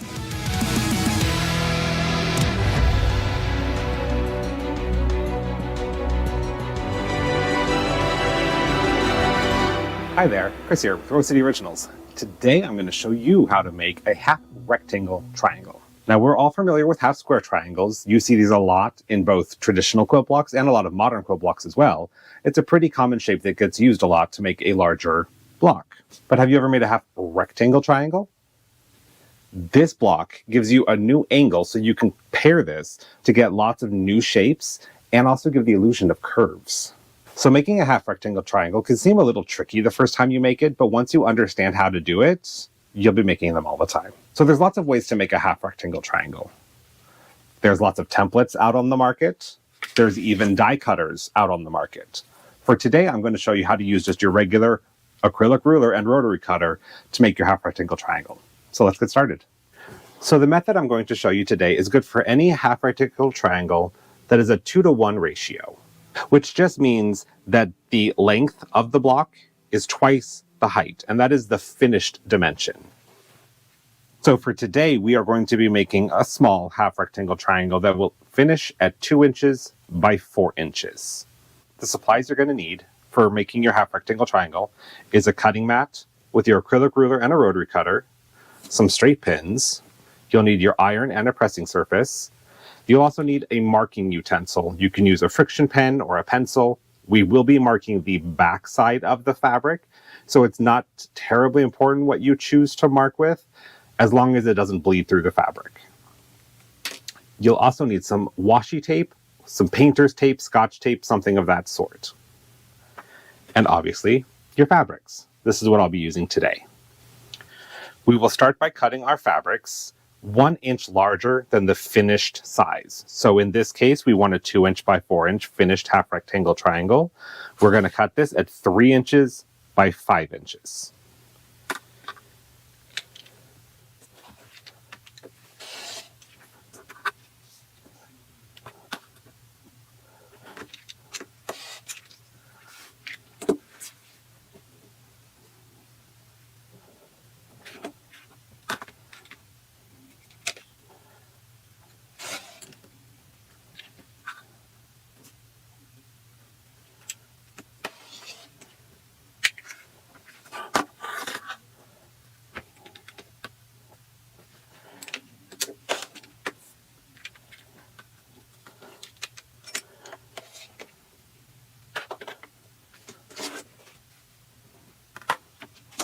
Okay, now that we have both of those cut, we need to make some marks on the back side of both pieces. This one's a batik, so there's not really a wrong and a right side. We'll just pretend for today. So on the back side of each piece, you're going to need to make a mark a 1/2 inch in from the bottom and the side, and the top and the side. And which 2 corners you mark will determine the final slant on your finished half rectangle triangle. So for this one, I'm going to mark the upper left and lower right on both pieces, and my finished half rectangle triangle will have the angle going from the lower left to the upper right. So it will be opposite of what you have marked on the back side. So we're just going to take our ruler and make a mark 1/2 inch in, and I usually just like to mark the corner with a little crosshair like that. And you can just easily flip that around and make a mark on the other corner.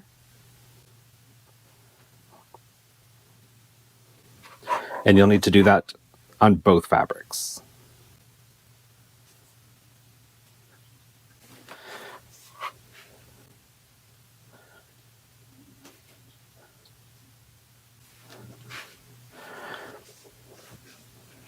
Now, on whichever fabric is lighter, you're going to want to connect those 2 points. Don't worry about connecting the corners. You just want to connect those 2 points.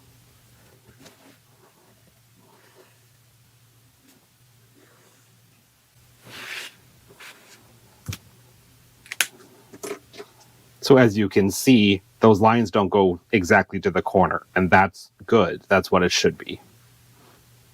Now comes probably the trickiest part of this. For the next step, you're going to need 2 straight pins. You'll start with the piece that you marked that line on, and just poke your pin right at the corner where you marked it. And then on the other piece, you need that pin to come out also on that corner. So sometimes you'll just have to poke around until you get it right on the corner. Pull that in, and then do the same on the other corner. So we'll start by poking straight down through the fabric from the wrong side of the fabric, And if we flip it over, we can then poke around until we get that pin right at the corner. And then what I like to do is take those two pins and just gently tug on them, so you get everything nice and flat and square. And then use those pins to pin the fabric in place. So it should look like this. Now that looks a little funny. You have fabric hanging off on different sides, and that's the way it should look. With a half square triangle, all of your edges line up perfectly, and that's because you're ending with a 45-degree line. With a half rectangle triangle, they are offset, and that's because this large section here makes up this edge, and this large section here makes up this edge. If we had them lined up perfectly, you would end up with kind of like a kite shape with both of your skinny ends together and both of your fat ends together. That's not what we want for this. So now we're going to take this over to the sewing machine, and we're going to sew a scant 1/4 inch on either side of this line. A scant 1/4 inch means it is just about a thread's width less than a true 1/4 inch. So just a little skinnier than a 1/4 inch. Let's go sew that.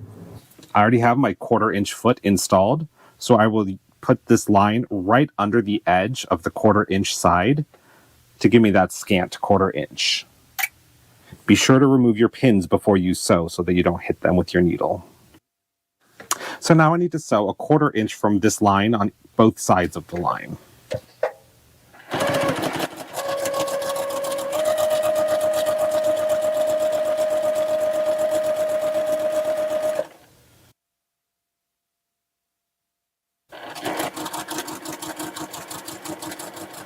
And when you get to the end, just turn it around and sew down the other side.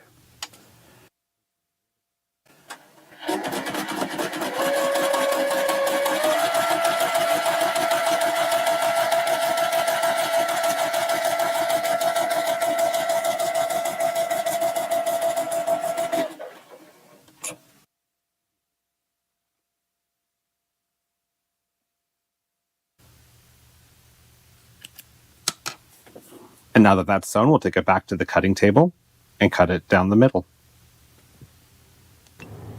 Now that we have that sewn, we need to cut along that line that we drew. So we'll just line up our ruler and slice it in half.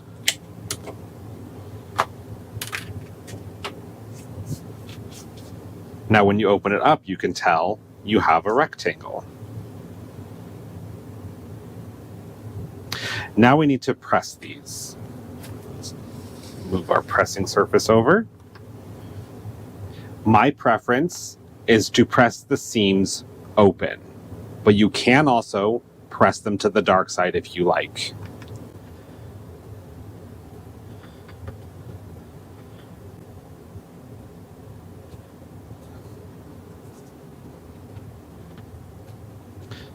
So I'll press one open, and I'll press one to the dark side.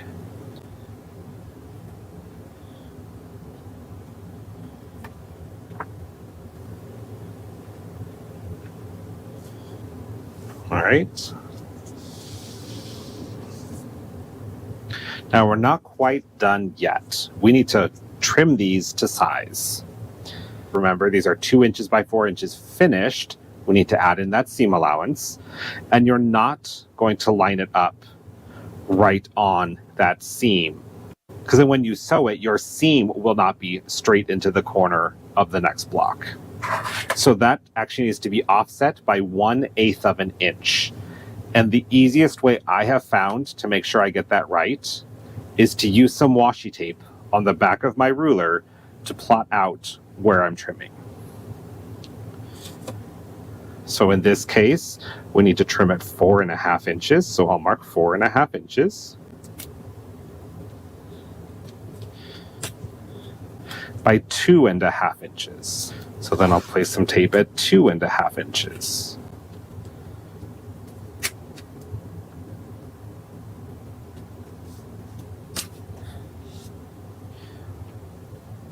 Now with the patterns I design, you end up making several of these with both angles.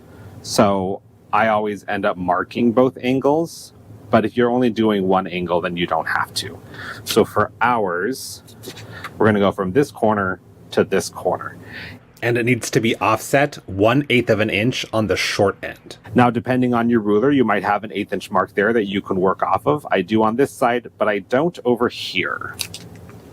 So I'm gonna take a Sharpie real quick and just make a little mark on the tape so I know where that 1/8 of an inch is.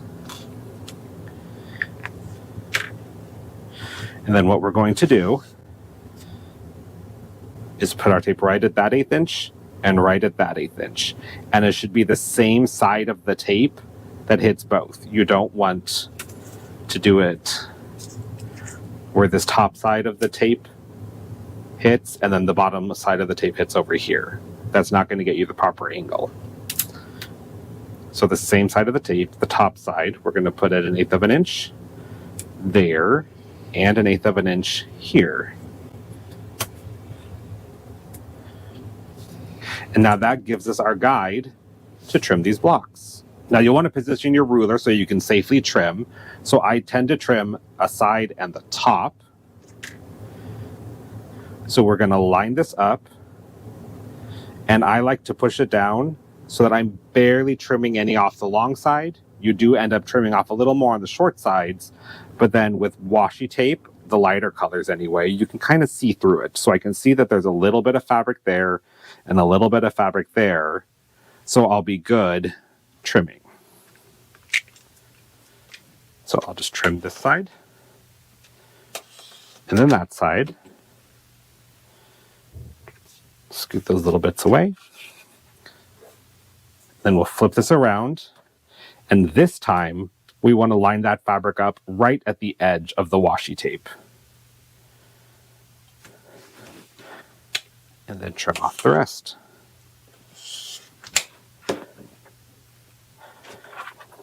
And now we have a perfectly trimmed half rectangle triangle that measures 4.5 inches by 2.5 inches so that it will finish at 2 inches by 4 inches. Now we have that 1/8 of an inch offset right here, and I'll show you why that matters. When we sew our 1/4 inch seam, I'll just draw on it here to simulate our seam. By having that offset,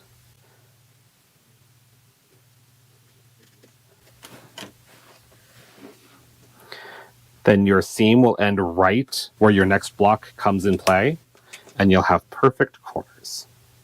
So that was the one that I had pressed open. Let's trim the other one that I pressed off to the side. The only thing that would be different is that with that little bulk, your ruler may want to rock. So to help prevent that, you can actually stick on some true grips. They have a slight dimension to them. And not only will it hold your fabric still, but it will give you that little bit of lift so that your ruler won't rock back and forth while you're trimming. Then we just flip it around. Line the fabric up with the edge of the tape. And trim off the rest.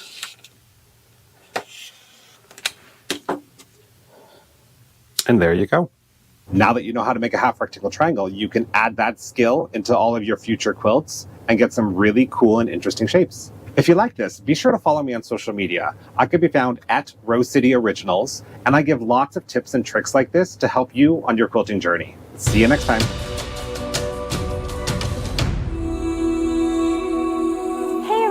A good survivor is always prepared. Get an extra bob in case. It may save you in the end.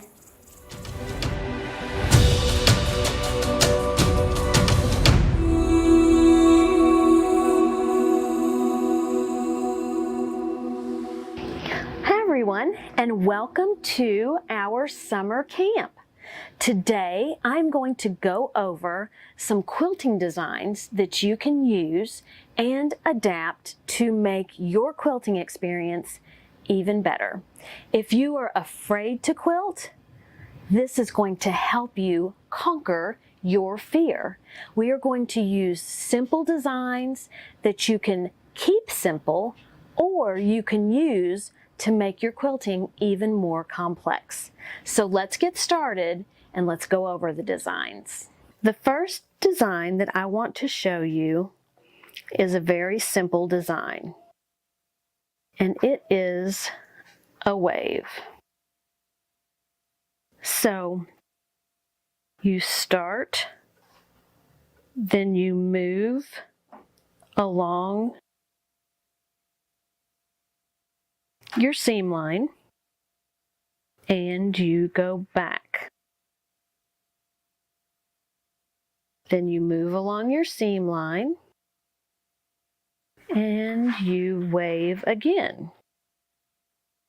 Once you get used to that wave, you can make your wave a little bit more complex, and you can bring up your wave and come back down.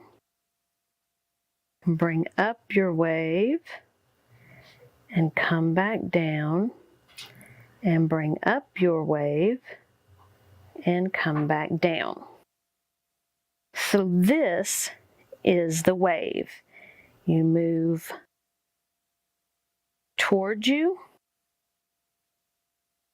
you go over, and then you move away,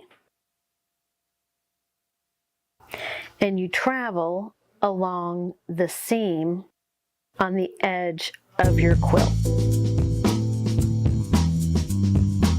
So as you can see, you start out with waves.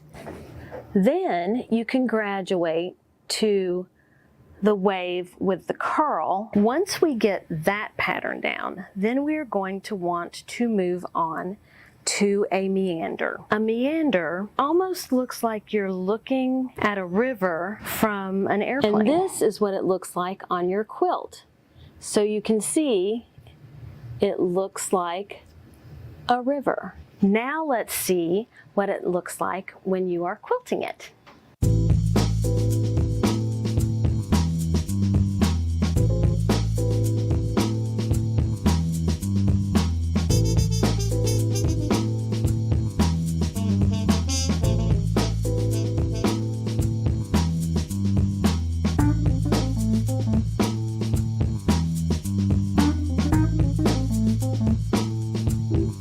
Once you have your meander down, then we're going to focus on a loopy meander. That is the next step. And a loopy meander is a meander, but every now and again you're going to add a loop. It's just giving a little bit more interest. You can cross over lines and it's not going to make that big a difference because, well, that's what you're doing on your loop, is crossing over lines.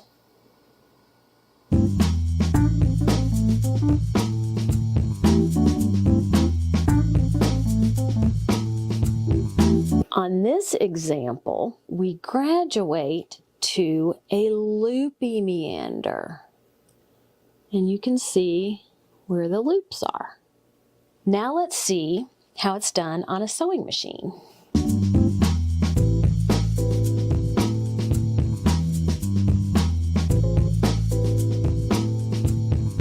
So we've gone from the wave to a meander here, and then we moved on to a loopy meander, and then we took that loop and we just put circles around it, and that gives you even another version of a loopy meander. With our Grace Cunique 16X, you can get straight lines going both ways using your channel locks. So let me show you on paper kind of what it looks like, and then show you on a long arm how, by using your channel locks, you can get straight lines. Here you have a straight line, and then you're going to sew along your seam on the edge, and you're going to come back and you are going to do a straight line.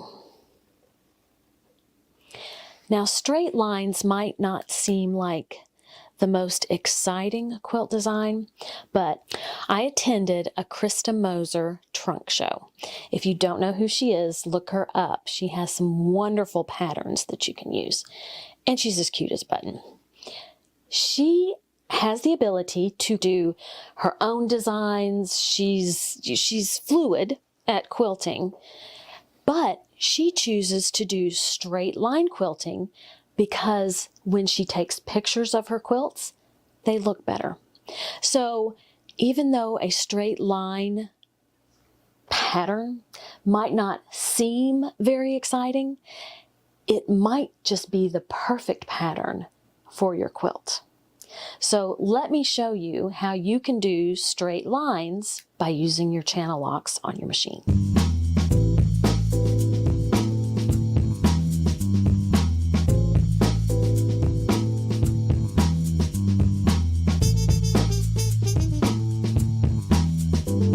Here is an example. So don't rule out straight lines. They can make a quilt look really good. So there you have ways that you can easily quilt your quilts. They're not hard. Some of them will take some practice, but it is worth it. And if they're not perfect, it doesn't matter. You will be amazed at what washing your quilt will hide. It hides flaws like you would not believe. I have walked away from a quilt top and thought, this is the worst job I have ever done. I throw that in the washer and get it out, and it's like, maybe it's not that bad. Another trick, if you are getting frustrated while you're trying to quilt something in particular, you don't feel like it's working out for you, walk away. Take a break. Because once you clear your mind and walk away from it and come back to it, you will be surprised at how much better it looks than it did when you were getting frustrated with yourself. So, first is just a simple wavy line that can become so much more, just like this. Next is a meander. A meander looks beautiful. Go look at the quilts at Cracker Barrel the next time you're there, or your retail store. A lot of those quilts are going to be using this quilting design. It's actually one of my favorites. Next up, a loopy meander. So we take the meander just a step or two further and make loops.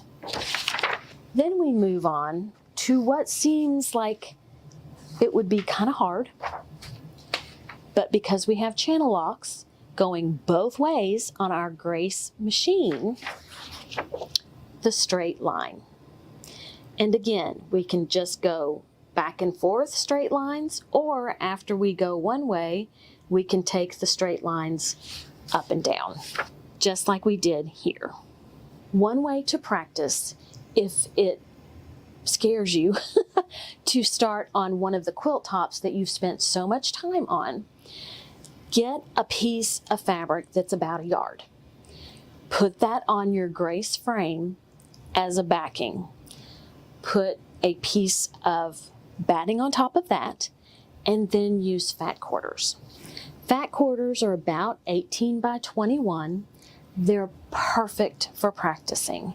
And when you're done with a fat quarter, make it into a zipper bag. Someone is going to love that zipper bag if you don't want to keep it yourself. Now, one last thing. Rulers. Rulers are a ton of fun. But when you watch ruler work being done by someone who is very experienced at it, and then you try it yourself, you can get frustrated. I know. I watch Angela Walters and she flips it and she moves it and she goes around it. And when I try that, not so easy. I make it look hard. So what you can do is start with a ruler on your seams. So take a quilt, or you can use fabric that looks like a quilt, just like this. I found this fabric at Hobby Lobby. This is perfect for practicing with your ruler. This is how you're going to do it on your long arm. Put your needle where you want your line to be. Then put your needle down. Put your foot down. Put your ruler next to your ruler foot. Make sure you're using a ruler foot or bad things can happen. Then just practice moving your ruler foot and your needle along the edge of the ruler. And you'll have to adjust a little to get it to stay exactly the distance from your seam that you want it. And that helps you build confidence and skill. And just keep practicing. Practice is the only thing that you're going to do that is going to make you better. You can watch every video in the world over and over and over again until you get to your machine and you use your machine. You are not going to build up that skill. And it doesn't take that much time. And I feel quite confident that you have all kinds of quilt tops that are ready to be quilted. Don't be afraid to do it. Just do it. No one is going to look at your quilt when you give it to them and say, yeah, you did a meander and you crossed that line. If you are afraid of buying one of these machines, of making that investment, go to your Grace Frame dealer, or if you happen to have a quilt show that's in your area, and play with it. Because I think once you play with one of the machines, you're going to find it's not as scary as what you thought that it was. It gives you a sense of pride when you know that you've made that whole quilt yourself. I hope that these 5 tips were really helpful, and I look forward to giving you more tips in the future. Have a wonderful summer camp experience. Have a great day. Eat some chocolate and be kind to everyone. Until next time, bye.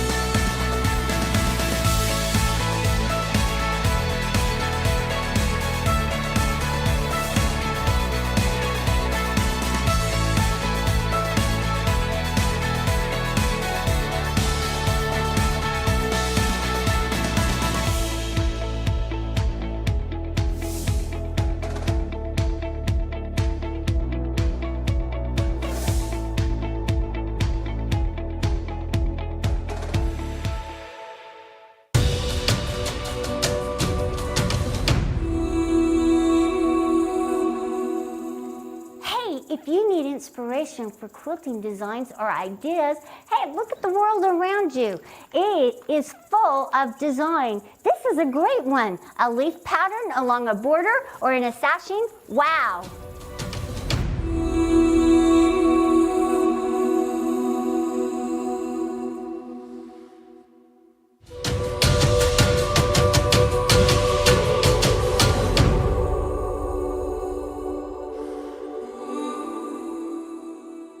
Welcome campers to Summer Camp Survival Island. Today I'm going to walk you through some circle cutting and using scraps in an amazing way. We're going to make a block that is called a bullseye block. So we're going to use the TrueCut 360. This is so much fun to use, but let me show you when you first get your tool. You're going to want to open up inside here, and we have right here is our rotary blade. We're going to remove the cap so that we can reveal the rotary cutter, and it's just the tiniest rotary wheel right here. Then we'll snap this back in place, and over here is our safety lock, so we're going to unlock that so that it will engage our rotary cutter. We're going to be cutting a 5, an 8, and a 10-inch circle, so we're going to start with our 5-inch circle. We're going to release our center point guide. We're going to line up our red marks with our 5. I'm holding it steady on the bottom so that it stays put where I want it while I tighten it down so it doesn't shift on me. And now I'm set to cut a 5-inch circle. So I'm going to, you can do a couple layers at a time. So I always like to place my circle cutter and put it down and test my circle space. Do I have enough room to get all the way around? My blade is right here, and I just want to make sure that I'm good to go. So I'm going to place it. I'll put my left hand on top of my center point, and I'm going to use my right hand starting on this side, and I'm going to pull it all the way around. Whether you're right-handed or left-handed, it does not matter. So you'll push with your non-dominant hand, and then you'll turn it with your dominant hand, and you'll have the best control. So that's my 5. I'm going to go ahead and cut the full set. So now I'm going to move my point again. I'm going to loosen, I'm going to shift to center and circle, tighten it down, and then we will do our second fabric. For this project, I'm doing one that's 3 by 3, so 9 sets of circles of each of these blocks.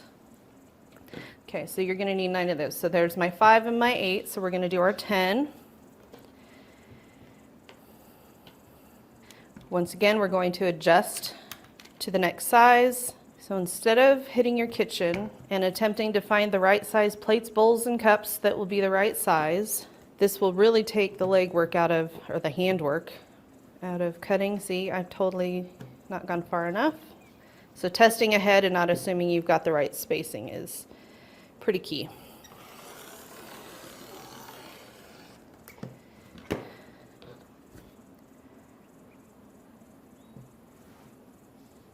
So I've got 5, 8, and 10. So I'm going to find my center on each one of these. I'm going to fold each one of these in half crosswise and then find my center point here and do it across the other way. This is going to help us to be able to line up all of our circles so that they are concentric. So my favorite method of doing this is actually using the iron and pressing this edge so it's nice and crisp. But you can totally finger press, you can mark it with your favorite marking tool, but I find that pressing is honestly the fastest way to get those lines so they're nice and readable. But we're going to do that with each one of our pieces. As you can see, we can kind of see those lines on there. Anyway, so we're going to find our perfect points on each one. We're also going to prep 12-inch squares, and I like to use, on this particular one, I'm using white on white prints. I'm going to line these each up so I can see where it's matching. So I can see where they are here, and here's my 12-inch, and I'm going to do the same thing on this one. I'm just going to fold it so that I can find where my center marks are, and that will just line everything up really nicely. On the white on white, you got to double check that you've got it lined up right. Okay. So if my center mark is here and my center mark is here, then all of these look beautiful. So my favorite way of securing this in place is actually using a glue stick. So whether it is school glue, Elmer's, or something more so specific, we want washable glue, because after we're done doing all the sewing, when we wash our project, it just goes away. So with each one of these pieces, if I want to keep it lined up, you can do it one at a time, and we're just going to add our glue and lay it back on top where it belongs. I also like to, after this step is completed, I take it to the iron and get it to dry really quickly. But we're just going to center everything up. And one more level. Yeah, don't forget to pick up washable school glue or washable glue, whatever it is. I almost picked up a permanent one and that would not have done what I wanted it to do. Just smooth everything down real good, and then I would hit this with an iron so that it sets the glue in place for now, and then it'll be dry and it won't be goopy to run through your machine. So I'm going to take one that's already dry and we're going to take it over to the machine. I like to use anywhere from an 1/8 to 1/16 inch seam allowance from the raw edge of our circles. And we're going to go really slowly around our circles, and I also like to make an adjustment to our stitch length because you're going to get a really much nicer curve if you put it at 2 on your stitch length.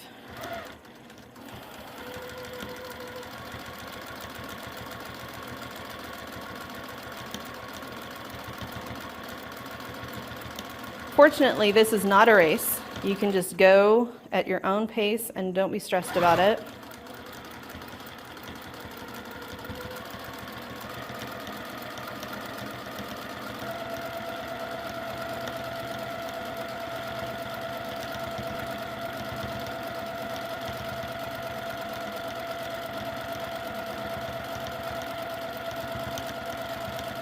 And it is a good idea to do a little back stitch. This is raw edge applique, so we just want to make sure everything is secure.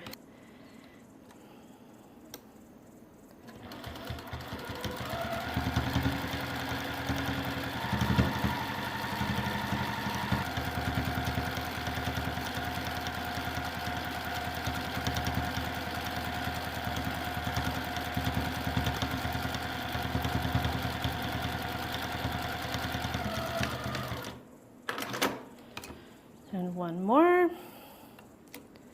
I do like to work from the outside in. Sometimes if you do the inside first, they twist a little bit and then it just causes problems on the way out. So I like to go bigger to smaller when I'm anchoring these together.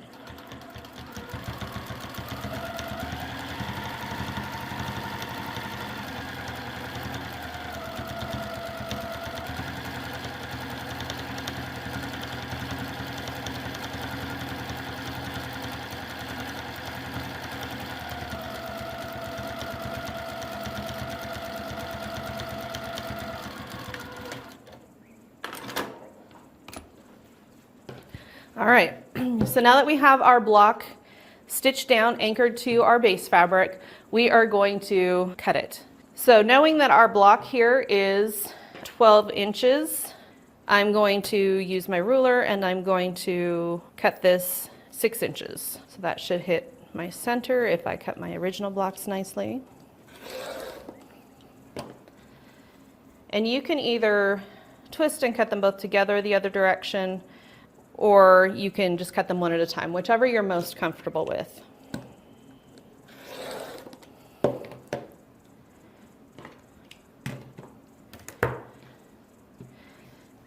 So now we have 4 pieces, and we're going to go further than that. So once you have completed all of your blocks, you'll end up with stacks and stacks of cut quarters like this.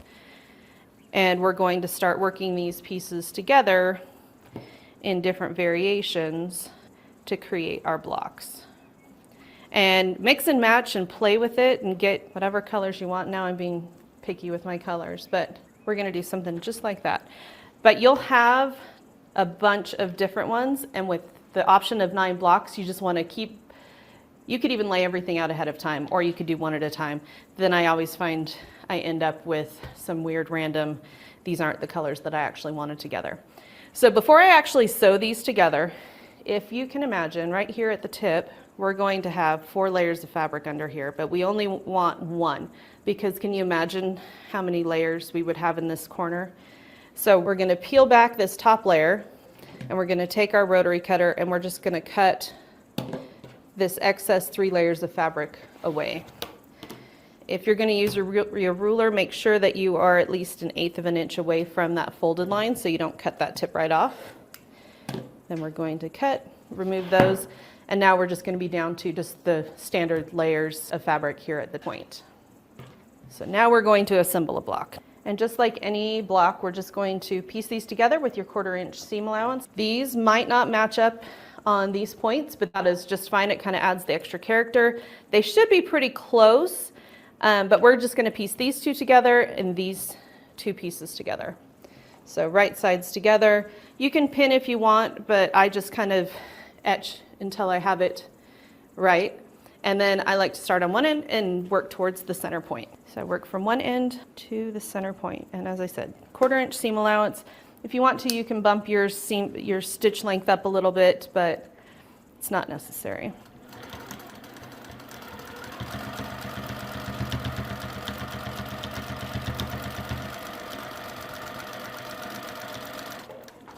I'm going to go ahead and just do these back to back.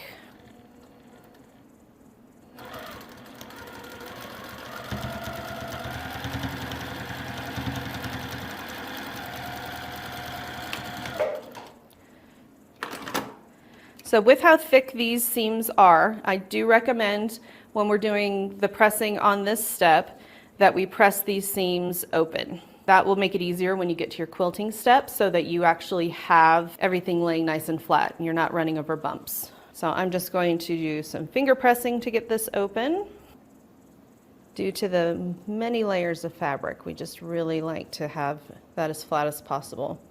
So I finger press when I start, but then when I come back around, I'll hit everything with the iron really nicely. So now we're going to meet these seams here in the center. And then we'll just start stitching from one side to the other with that same 1/4 inch seam.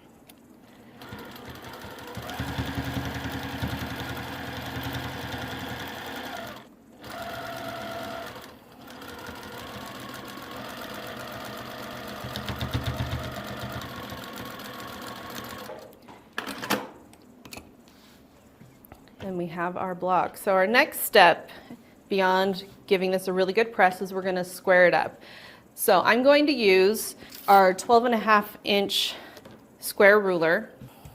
If you have not played with the square rulers, there's some really cool extra bonuses on these True Cuts versus our regular standard rulers. So as you know, we have this awesome ridge here on the edge of our rulers, and on our True Cut cutters, we have the guide that will go right along the edge.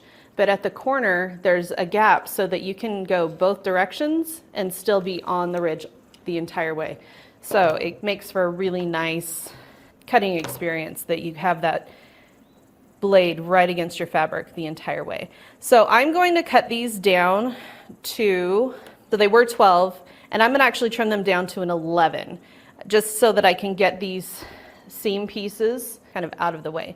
So knowing that, I'm going to use my 5.5 mark on this line that we sewed here, and then also on this side. So I can use my half marks and have them lined up here and across here. I'm going to hold it securely in place with one hand, and I can go one way and I can go the other. And then just move everything out of the way. And then we're going to do the same thing on the other side of our ruler. So I'm just going to spin my block around and set it back up on that 5.5. I don't tend to rotate it with the ruler attached just because the chances are I'm going to have to realign it anyway. So I'm just going to repeat that process here, lining up my center lines at 5.5.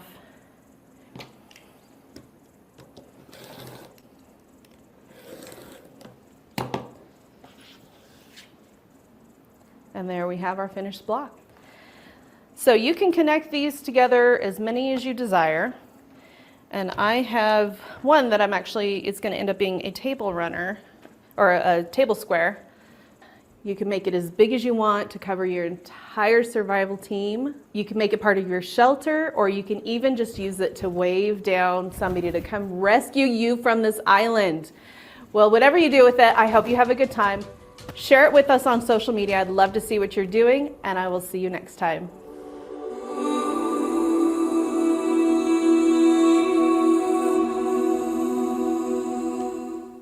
Well, all I can say is, Jennifer, thank you. That was great. She talked about a flag to save you. By the way, we did have that contest. The two of these individuals were good participants in that. I remember Star and Fire were the things that you had on your flags. If you did not watch that section, go back. It was a great one. Challenging because we had limited time for them to create a flag, actually. And again, I just wanted to say, maybe before we get into some of the things as we look at who the sole survivalist is, just a few things. I just wanted to do a shout out. Thank you for all of you out there in the world as quilters or looking to get into quilting, or you just love sewing or you love piecing. Thank you for all of your participation that you have. We really appreciate your willingness to join, to come and see what's going on, your search for inspiration, your search for education. It's been wonderful having you as a part of this. And know that we're excited. We love continuing to do more. Our teams here are brainstorming thoughts and ideas, and we really want to make this entertaining as well for you that are out there. So again, thank you very much. I did want to say there are a lot of people that bring this together, and I want to say thank you to everybody else. Thanks to all of the behind the scenes. Right now we've got a live camera crew, and we've got several people here on set helping, really trying to take care of everything that we need to do in order to make something like this happen. So let's do a quick thank you very much for all of that. There's ambassadors in our education team and other individuals, and it does take a team. The sales team's out there. We've got our tech support helping answer. Thanks for those that are helping create the products from the engineering perspective. So thank you everybody for participating, and thanks everyone for all of your hard efforts in helping us be where we're at, and we're excited about continuing to build on this. So I just wanted to say that because I don't want to get to the end and half of everybody leaves and we're done with this. But I wanted to say thank you again for everybody doing that. It's been fun seeing these. We just finished with the Bullseye quilt.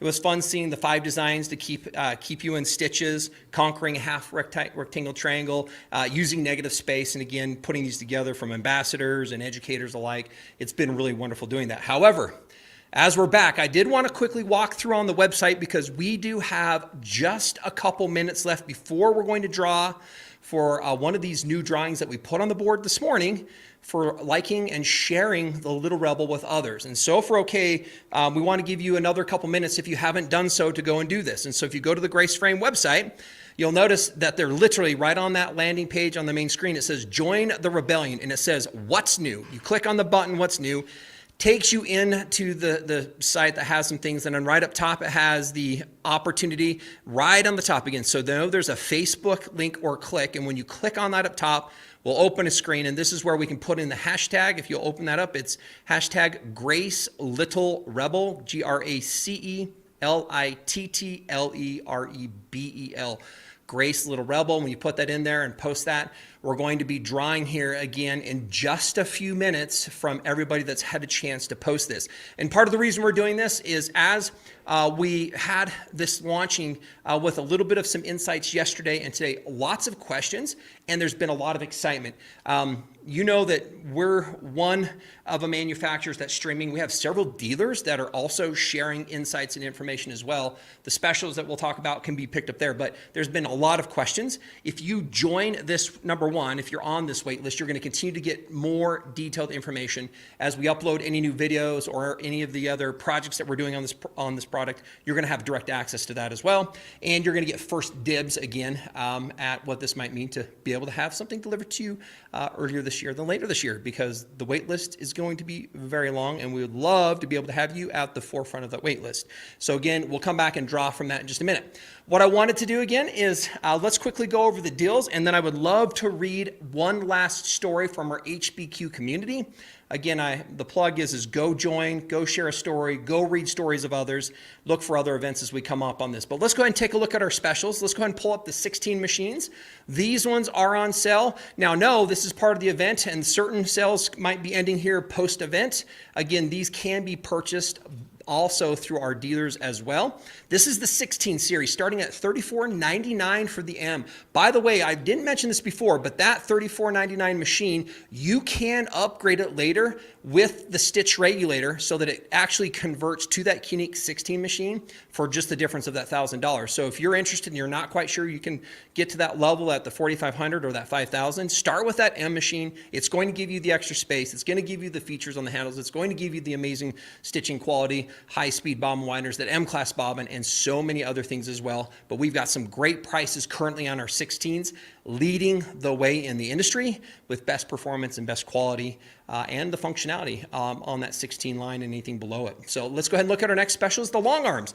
If you've been in this market and you maybe had a cutie or a 16, there's never been a better time to upgrade.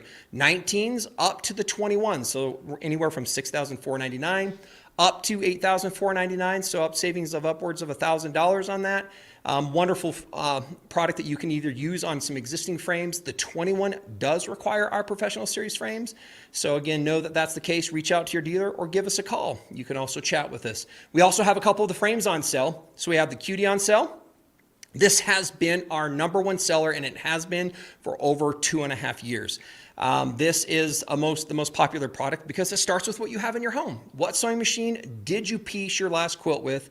You can also now complete the quilt with that, with the motion that you get when you buy a professional system. So it comes with the carriage, it comes with the handles. You can do any size quilt up to king size. This is on sale, $589.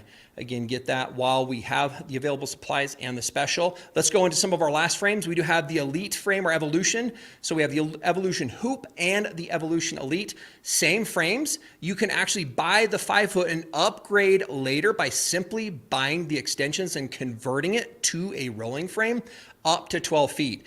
Great pricing. That Evolution Hoop frame at $1,999. You can see that's just under $700 off. And we also have the Evolution Elite, which is actually right around $1,300 of a savings right now. Again, if you have a 16 on a cutie, if you need to, and you have that dedicated space, again, one of our HPQ stories earlier, she actually moved their bed out of the bedroom. And part of this is, I think, is she understands and she is donating her time to help those in needs with her quilt. And so she was super excited to be able to upgrade her system, which was fun to hear as well. We do have a few other frames on sale. We have our Q-Zone hoop frame, our Queen frame, and the Continuum. And so know that there are several specials you can access on our site. You can go to all of our dealers as well and look at the Grace Frame products, look at the Qnique products, and take advantage of our summer specials as they are going on. Also coming back, note that you can look at pre-registering for this. Our pre-registration will go live August 1st, but I would encourage you to see what else is going on out there. So this is the Little Rebel.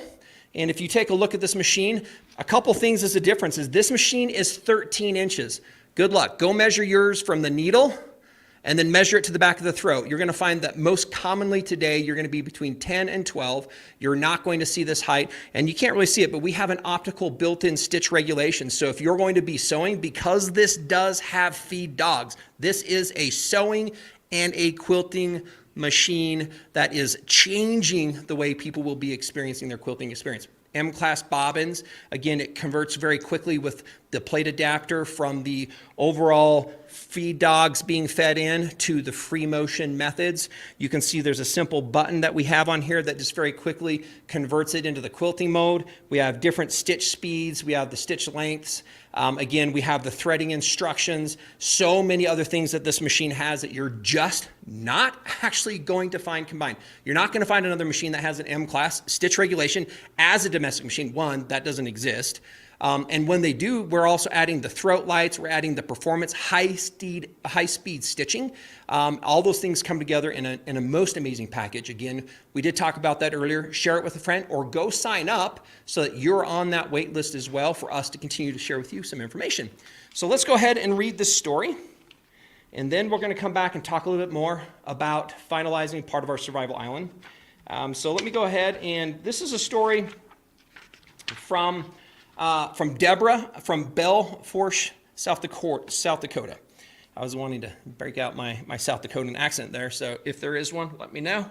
But we're really excited to read this story. So Deborah starts on this one. It says, I first started quilting in 1997. A friend taught me some of my first projects were Christmas stockings and pillow covers.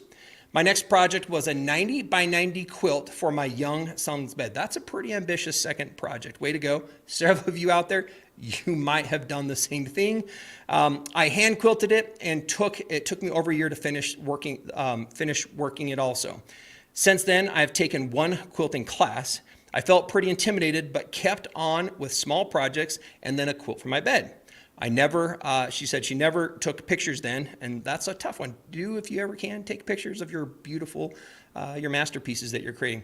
I made probably 30 to 40 quilts and many smaller projects since. I now mostly make and donate throw quilts to our local nursing home. It gives me a rewarding feeling. I've made rag panels, piecing, scrap quilts. She's in a few Facebook groups, and one of my faves is the cutie group, and I'm guessing that she must have a cutie because you need to have a hoop frame in order to get into that. The cutie group, and I love Scrappy Block of the Month. These I donate. I love my quilting journey and hope to learn so much more.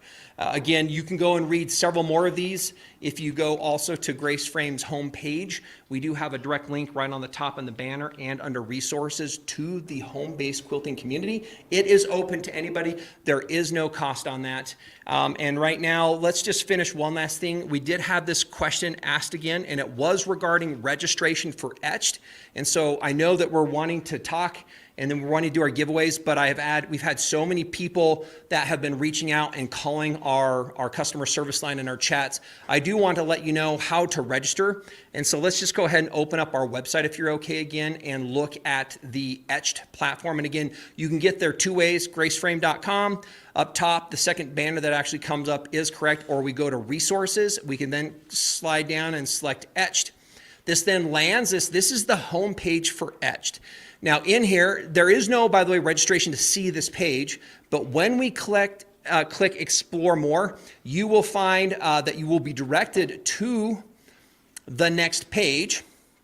And in that next page, you will be able to start to look and browse for videos. When you click on them, if you have not, and if you're okay with this, let's go ahead and go in and click the Explore More for me. And there we are. We're going to go into Explore More. And then if you wouldn't mind, go ahead and click into one of those images, if you wouldn't mind for me. And so we've had people asking about this. So click on the Watch Now.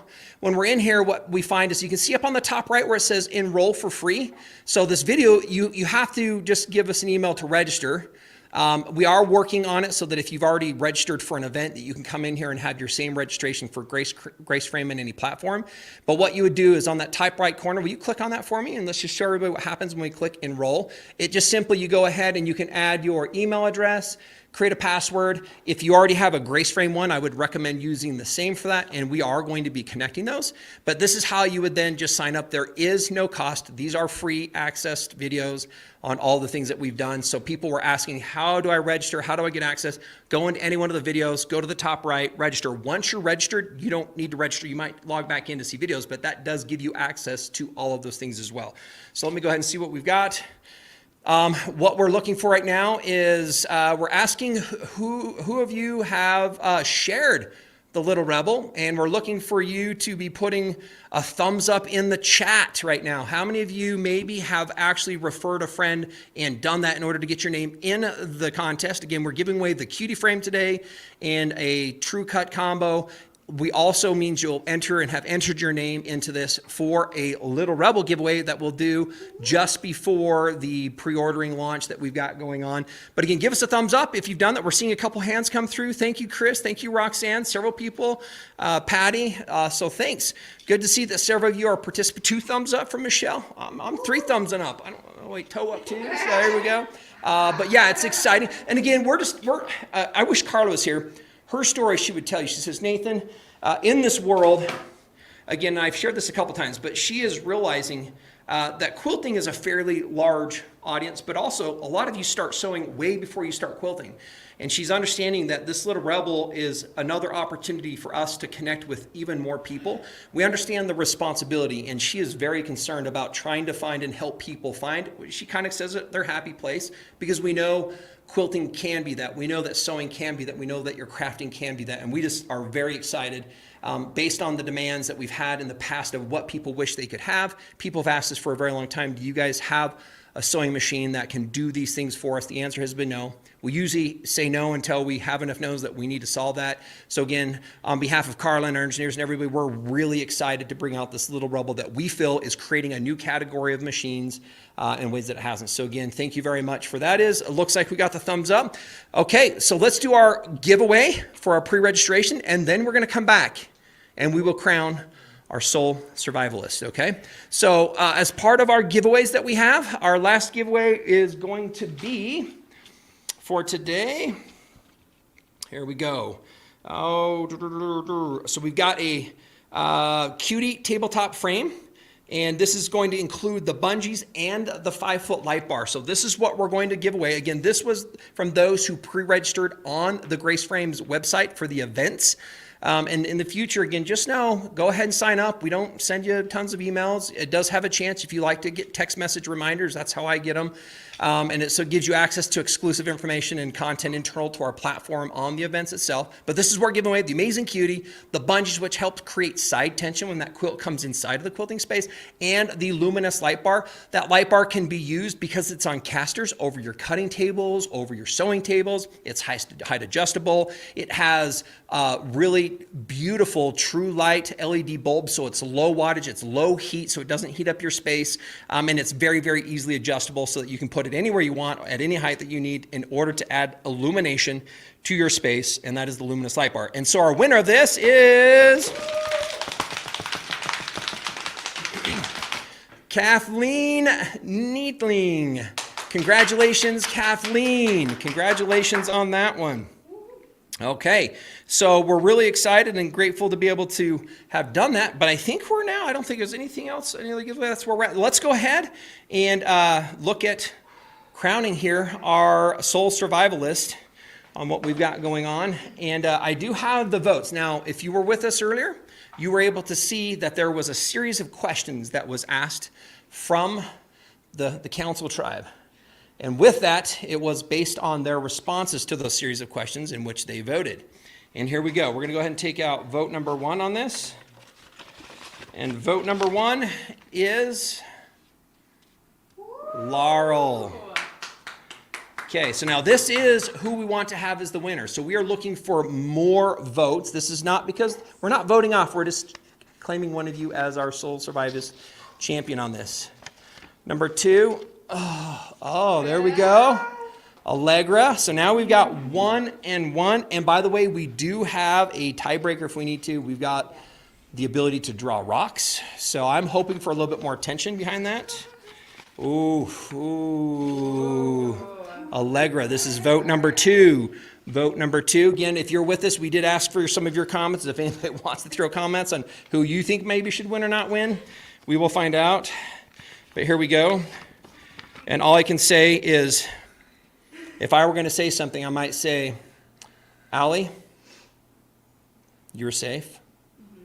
And LJ, you're safe as well. This is a tie. So what we have is a tie right now. And one of the great things is we have been supplied with our rocks. Now, what we're going to do in order to choose this, and now it's going to be kind of fate up to you and luck. So if I were to ask this question, the color and the hand that has the black rock will be the winner. So what we're going to do is I'm going to hold it here. You will put your hand in. What I'm asking for is once you grab this, you will hold that so we cannot see, and then we'll ask you both to reveal which rock you have. There is the first chance, so she's either choosing her as the winning or not. Here we go. This is the second and the last one here. And then again, stay with us because once this is done, we will also announce our Little Rebel winner as well. Okay, so before we do this, I'm going to ask Allie, how was this and how are you feeling? And then what do you feel your luck is right now based on us getting ready to see if you are Soul Survivalist winner? I feel good. I feel great. I had a lot of fun. I think all the other competitors had a lot of fun as well. I am a little nervous about this though because it's chance and that. Ooh. Took the skill and it was chance. Yes, yes. Okay, and LJ, Laurel. Yeah, feeling pretty good. 50-50 chance here. Yeah, no, I think it's kind of neat that in the end it actually just comes up to purely fate and what it's supposed to be. I think it has been really fun. We're talking about it back there and like, yeah, we should do this again, you know. So we've all really enjoyed it. It's been fun. We hope this has been just as fun for everybody who's been out there as well. So on the count of 3, I'm going to have you do this. If you'll turn your hands, keep them closed. Turn your hands for me. And then we're going to do reveal on the count of 3. 1, 2, 3. Woo! Go Allie is the winner. Congratulations. Yeah. Allie is the Soul Survivalist. With that, the question was, what happens? Well, Allie, you get a nice we've got a beautiful boat and some experiences to get you off the island. Perfect. We decided, maybe like Justice earlier, we might just have to throw you Throw out you back out and in the see water. if you can swim to the next place in the island, and hopefully you can do thumbs up and hitchhike on somebody else's boat. So we wish you good luck on that. Allie, give me a But right. that is what we have Yeah. for Congrats. part of the winter. Congratulations, Larry. We have several Congrats. people mentioning and sharing the congratulations. It's been very, very fun. Okay, thanks for staying with us. We're now going to go ahead and claim and share the last prize, the last winning prize. And again, these were all those that are showing the thumbs up for the individuals who've shared regarding the Little Rebel. And with that, and part of what this is the drum roll and who's going to be, again, now remember, if you already put your name in because you used that hashtag and you did post that on Facebook, your name will continue to stay in that drawing for the Little Rebel giveaway. If you have family and friends, and I know you want to win this, but share the insights with others. Don't just hoard it. Let's let the world know that there's this amazing new machine that really is going to, again, change the way you can quilt and you can sew in your lives. There's so many other things, exciting things coming. So with this, the winner is going to get a cutie frame. They're also going to get one of our True Cut 2 combos, which includes the My Comfort cutter, 45 millimeter, so it's the ergonomic cutter, the 6.5 by 12.5 ruler, the True Grips, and our electric rotary blade sharpener. Yes, they do work. They use diamond stones. They use processes that have been used forever, which is honing. People always ask that question. So that is a phenomenal package, and the winner of that package is going to be Sue Wheeler. Congratulations, Sue. So with that, we will reach out to you. What I would ask, Sue, if you're also okay, can we put up Allegra's email really quick? This might help if you can respond faster, Sue, if you're with us. Allegra@graceframe.com, Allegra. So Allegra@graceframe.com. Again, we will look to contact you, but if you by chance can kick something over today, we can go look and get your prize shipped out here immediately. So with that, thank you very much for joining us for the 2023 Summer Camp, Survival Island here at Grace Company. Again, understanding and thank you for your participation. Know that you can reach out anytime with a question, a chat, a call. And again, you can also find all these wonderful deals that we have going on at our dealers on their websites. And we've got all this content uploaded and available for you today immediately, and all these videos with their patterns and everything else on the Etched platform. So with that, thank you for all your participation. Congratulations, Allegra, on your win. Thank you. And thank you from all of us here at Grace Company. We love you around the world. Enjoy your time, and we look forward to sharing more with you shortly.